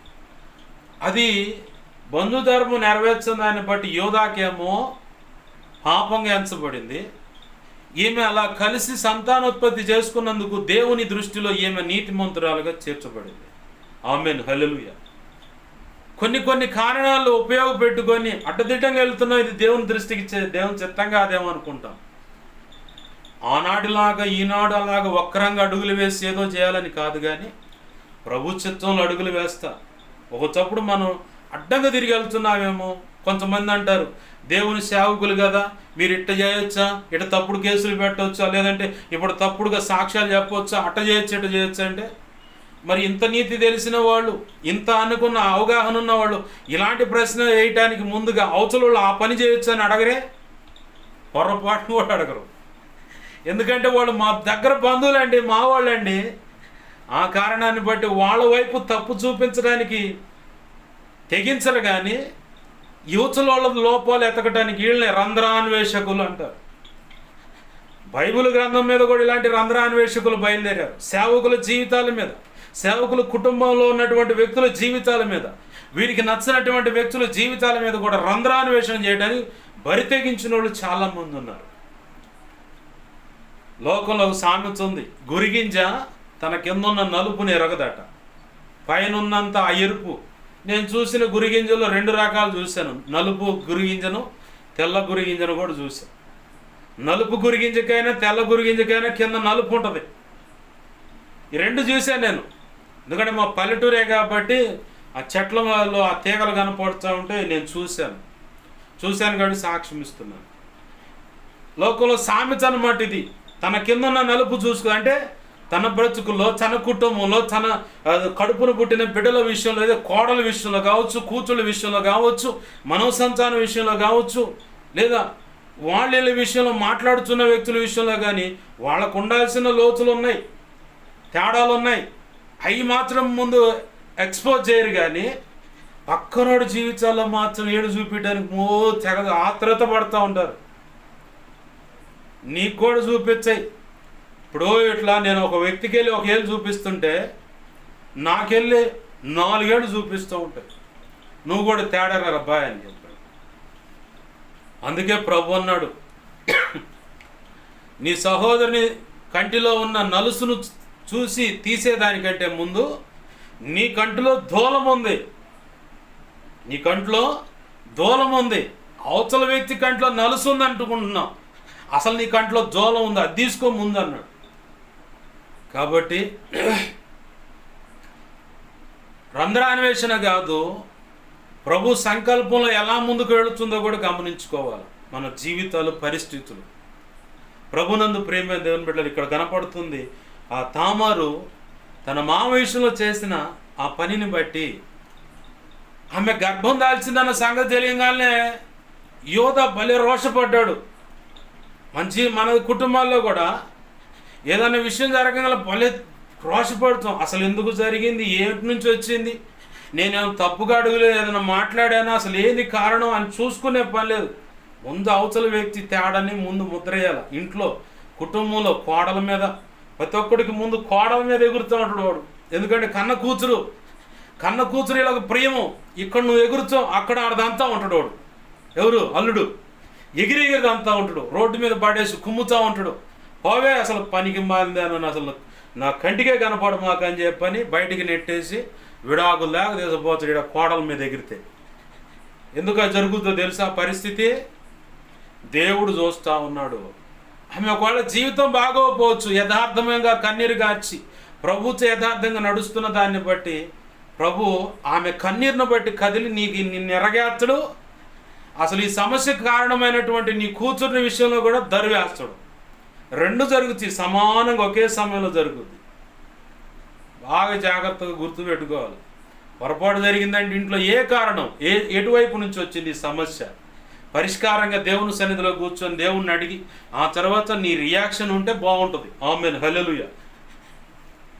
తామారు ఏం చేసిందంటే గర్భవతి అయిందని చెప్పని తెలంగాణ యోధ కోపంతో ఉంటే యోధ దగ్గర కొన్ని సూచకలు, అంటే తన పట్టుడు కర్ర, తనకు సంబంధించిన కొన్ని ఆనవాళ్ళు ముందుగానే తీసుకుంటుంది. ఈ వస్తువులు ఎవరియో అతని ద్వారానే గర్భం దాల్చాను అనగానే యోధాకు గుండె గతకమడదు అనమాట. అమ్మా నేను బంధుధర్మం నెరవేరుస్తానని నా కోడలకు మాట ఇచ్చా, కానీ ఆ మాట నేను తప్పిన దాన్ని బట్టి ఆమె తెలివిగా అడుగులు వేసి నా ద్వారా గర్భఫలాన్ని పొందుకుంది, బంధుధర్మాన్ని నెరవేర్చుకుంది. ఆమె కంటే నాకంటే ఆమె చాలా నీతిమంతురాలు అని చెప్పని ఆనాటి నుంచి ఆమె దగ్గరకు పోలేదట. అలా కలిసినప్పుడు వచ్చినటువంటి సంతానమే ఈ ఇద్దరు కవల పిల్లలు, తామారు కడుపును పుడుతున్నటువంటి ఇద్దరు పిల్లలు. ఆ ఇద్దరిలో ఒకడు భేదాలు కలుగు చేసేవాడు, ఒకడు సమాధానం కలుగు చేసేవాడు. మన కుటుంబంలో ఉంటారు చాలామంది భేదాలు కలుగు చేసే పిల్లలు. అబ్బబ్బో వాళ్ళు వేస్తారు, జరువు సామాన్యంగా ఉండదు. మంచిగా ఉన్నవాడి మీద కూడా కంపెనీ ముద్రలు పడతాయి. యువతల వ్యక్తి సమాధానం కోరుకుంటే అవతల వ్యక్తి నేను కరెక్ట్ అని చెప్పి నిరూపించుకోవడం, చేసే తప్పులన్నీ చేస్తా. బాగా గుర్తుపెట్టుకోండి, ఇంత ఒడిదుడుకులతో గందరగోళంగా ఉన్నటువంటి ఈ కుటుంబాన్నే, ఇంత నీచంగా ఉన్నటువంటి ఈ కుటుంబాన్నే యేసు ప్రభువు ప్రేమగా ప్రేమించి ఆ 12 గోత్రాలు పునాదులు గల ఆ పట్టణానికి గుమ్మాలుగా ఉండాలి. అసలు ఆ గుమ్మాలుగా ఉండకుండా తీసేయకుండా తన అనాది సంకల్పంలో అబ్రహాముకి ఇచ్చిన మాటను బట్టి, ప్రభు యొక్క కృప సంకల్పాన్ని బట్టి ఆ వంశాన్ని తీసేయకుండా, తప్పులుంటే దరువేసి 4 తన్నైనా సరే, శ్రమలు ఇరుకు ఇబ్బందులు తీసుకెళ్ళైనా సరే సరిచేసుకుంటా ప్రభు యొక్క సంకల్పంలో నిలబెట్టుకొని ఆయన ఉన్నతమైన సేవలో వాడుకున్నాడు. ఆ ఉన్నతమైన సేవలో వాడుకుంటా పరంపరలోనే మోయాబీలు లోతు కుమార్తెలు చేసిన తప్పును బట్టి శపించబడిన కుటుంబాన్ని ఈ యోధా గోత్రంలో ఉన్నటువంటి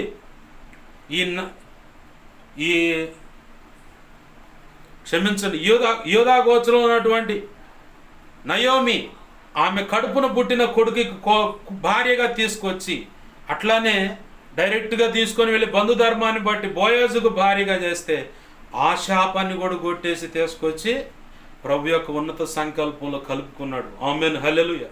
నువ్వు ఏ కారణమున చెప్పు, ఈ మాటలు వింటున్న దాన్ని బట్టి నీ పట్ల దేవుని ప్రణాళిక ఎలా ఉందో, దేవుడు ఎలా ఆశీర్వదించాలనుకుంటున్నాడో, మాట వెళ్ళకపోతే ఎలా దన్నాలనుకుంటున్నాడో పూర్తిగా నీకు అర్థమైందని నాకు అర్థమైంది.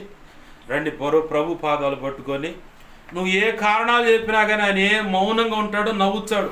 తెలియక అజ్ఞాన స్థితిని బట్టి ఇలా కారణాలు చూపిస్తున్నావు. తప్పులు ఏమైనా ఉంటే దేవుని పాదాలు పట్టుకుని సరి చేసుకో. దైవ చిత్తానికి వ్యతిరేకంగా ఏమన్నా ఎక్కడైనా దైవజనుల విషయంలో దేవునితో నమ్మకంగా అడుగులు వేస్తున్న వారి విషయంలో ఏమన్నా పొరపాటు నిర్ణయాలు ఏమైనా చేశావా, ఖచ్చితంగా నీకు అదే తీర్పు వస్తుంది. సరి చేసుకో, ప్రభు పాదాలు పట్టుకో. విమర్శించడం మానుకొని విమర్శాత్మకమైన తలంపులు, ఊహలు, ఆలోచనలు, హృదయం, మనసును తీసి పక్కన పడి సత్య మార్గంలో సత్యమును గ్రహించే మనసును నాకు ఇవ్వు ప్రభు అని ప్రభు పాదాలు పట్టుకుని బచ్చున్నాడు. ఖచ్చితంగా నా ప్రభు కృపనిస్తాడు. రండి ప్రార్థన చేసుకుందాం. ఈ మాటల ద్వారా తన కృపను బట్టి ప్రభు అనుకున్న పని జరిగించునుగాక మనలో. ఆమేన్, ఆమేన్, హల్లెలూయా, హల్లెలూయా. రండి ప్రార్థన చేసుకుందాం. ప్రేమగల మా కన్న తండ్రి నేసయ్యా, నీకు వందనాలు, కృతజ్ఞతాస్తుతులు ప్రభువా. వెలువడి చేయబడిన వర్తమానం అంతటిని బట్టి నీకు కృతజ్ఞతాస్తుతులయ్యా. ఇప్పటి వరకు ఎన్ని కారణాలు చూపించినా ఆ కారణాలన్నీ నువ్వు అసలు పట్టించుకోవట్లేదు. దారి తప్పి తిరుగుతుంటే సమస్యలను, ఇరుకున్న ఇబ్బందును, ఆర్థిక ఇబ్బంది, రోగము, ప్రాణ నష్టము, ఆస్తి నష్టము ఏదోటి కలుగు చేసి నీ ఉన్నత సంకల్పంలో నిర్ణయించినటువంటి ఆ శ్రేష్టమైన ఆశీర్వాదం పునాదులు గల ఆ పట్టణంలో యోధా గోత్రం మీద ఒక గుమ్మం ఉంది ప్రభువా. అలాగని ఇదిగో తండ్రి మమ్మల్ని కూడా నువ్వు కోరుకున్నావని దేవా ఇలా నిలబడమని చెబుతున్నావు. కనికరించండి. వెలువడి చేయబడి మాటలను బట్టి ఎంతమంది నీ హృదయానుసారులు దేవా నీ వైపుకు వారి హృదయాలు మార్చుకున్నారో, తిప్పుకున్నారో, సరి చేసుకుంటున్నారో, సరైన రీతిలో నిలబడుతున్నారో ప్రతి బిడ్డను దీవించండి. విన్న మాటలను బట్టి వారి హృదయాలు ఇంకా కఠినపరుచుకొని దుర్మార్గపు చర్యలు చేయడానికి పూనుకోవాలనుకుంటున్నారు. వారి విషయంలో నీ దగ్గర నుంచి తీర్పు వచ్చునుగాక. నీ సంతోషం పరిపూర్ణమైనట్లుగా వారిని శిక్షించే సరిచేసి నువ్వు అనుకున్న మార్గంలో నడిపించు. సహాయం చేయండి ప్రభువా.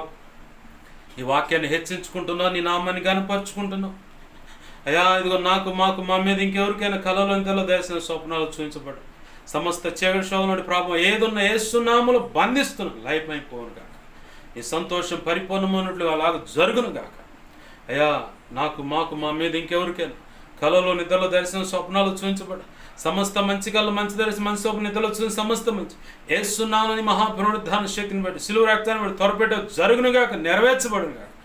నీ సంతోషం పరిపూర్ణమైనట్లు అలాగ జరుగునుగాక. ఆమేన్. రికాందా లషరా. ప్రభా మా కోసం ప్రార్థించండి ఆయన. ఈ రీతిలో అడిగిన వాడు మా కోసం పరిచయం కోసం దేవా ఇదిగో తండ్రి మా సంగతి దైవజనుడు తెలియపరచండి, దైవజనుడి ద్వారా మా సంగతి తెలియపరచమని, దైవజనుడి ద్వారా మా కోసం ప్రార్థన చేయించమని అడుగుతున్న ప్రతి ఒక్కరు అవసరత నీ కృప చేత యేసునామమున తీర్చబడునుగా. నా కోసం పరిచయం కోసం విన్నదాన్ని బట్టి గతంలోనే ఇప్పుడైనా ఉపవసించి ఆయా రీతులుగా ప్రార్థన చేస్తున్న బిడ్డలు వాళ్ళని దర్శించు, రక్షించు, ఆధ్యాత్మిక భౌతిక ఆర్థిక ఆరోగ్యపరంగా కొలత లేకుండా దీవించి బలపరిచి అభిషేకించి నీ సేవలు గొప్పగా వాడుకోండి. ప్రభువా కనికరించమని సహాయం చేయమని ఈరోజు చెప్పబడిన వర్తమానాన్ని బట్టి నాతో మాతో అందరితోనూ మాట్లాడుతున్నావయ్యా. నీకు వందనాలు, కృతజ్ఞతాస్తుతులు.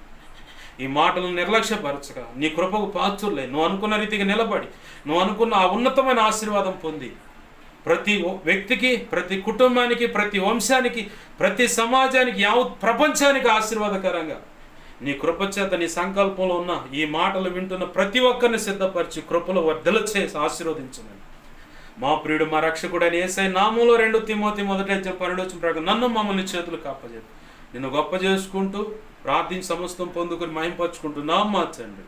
ఆమేన్.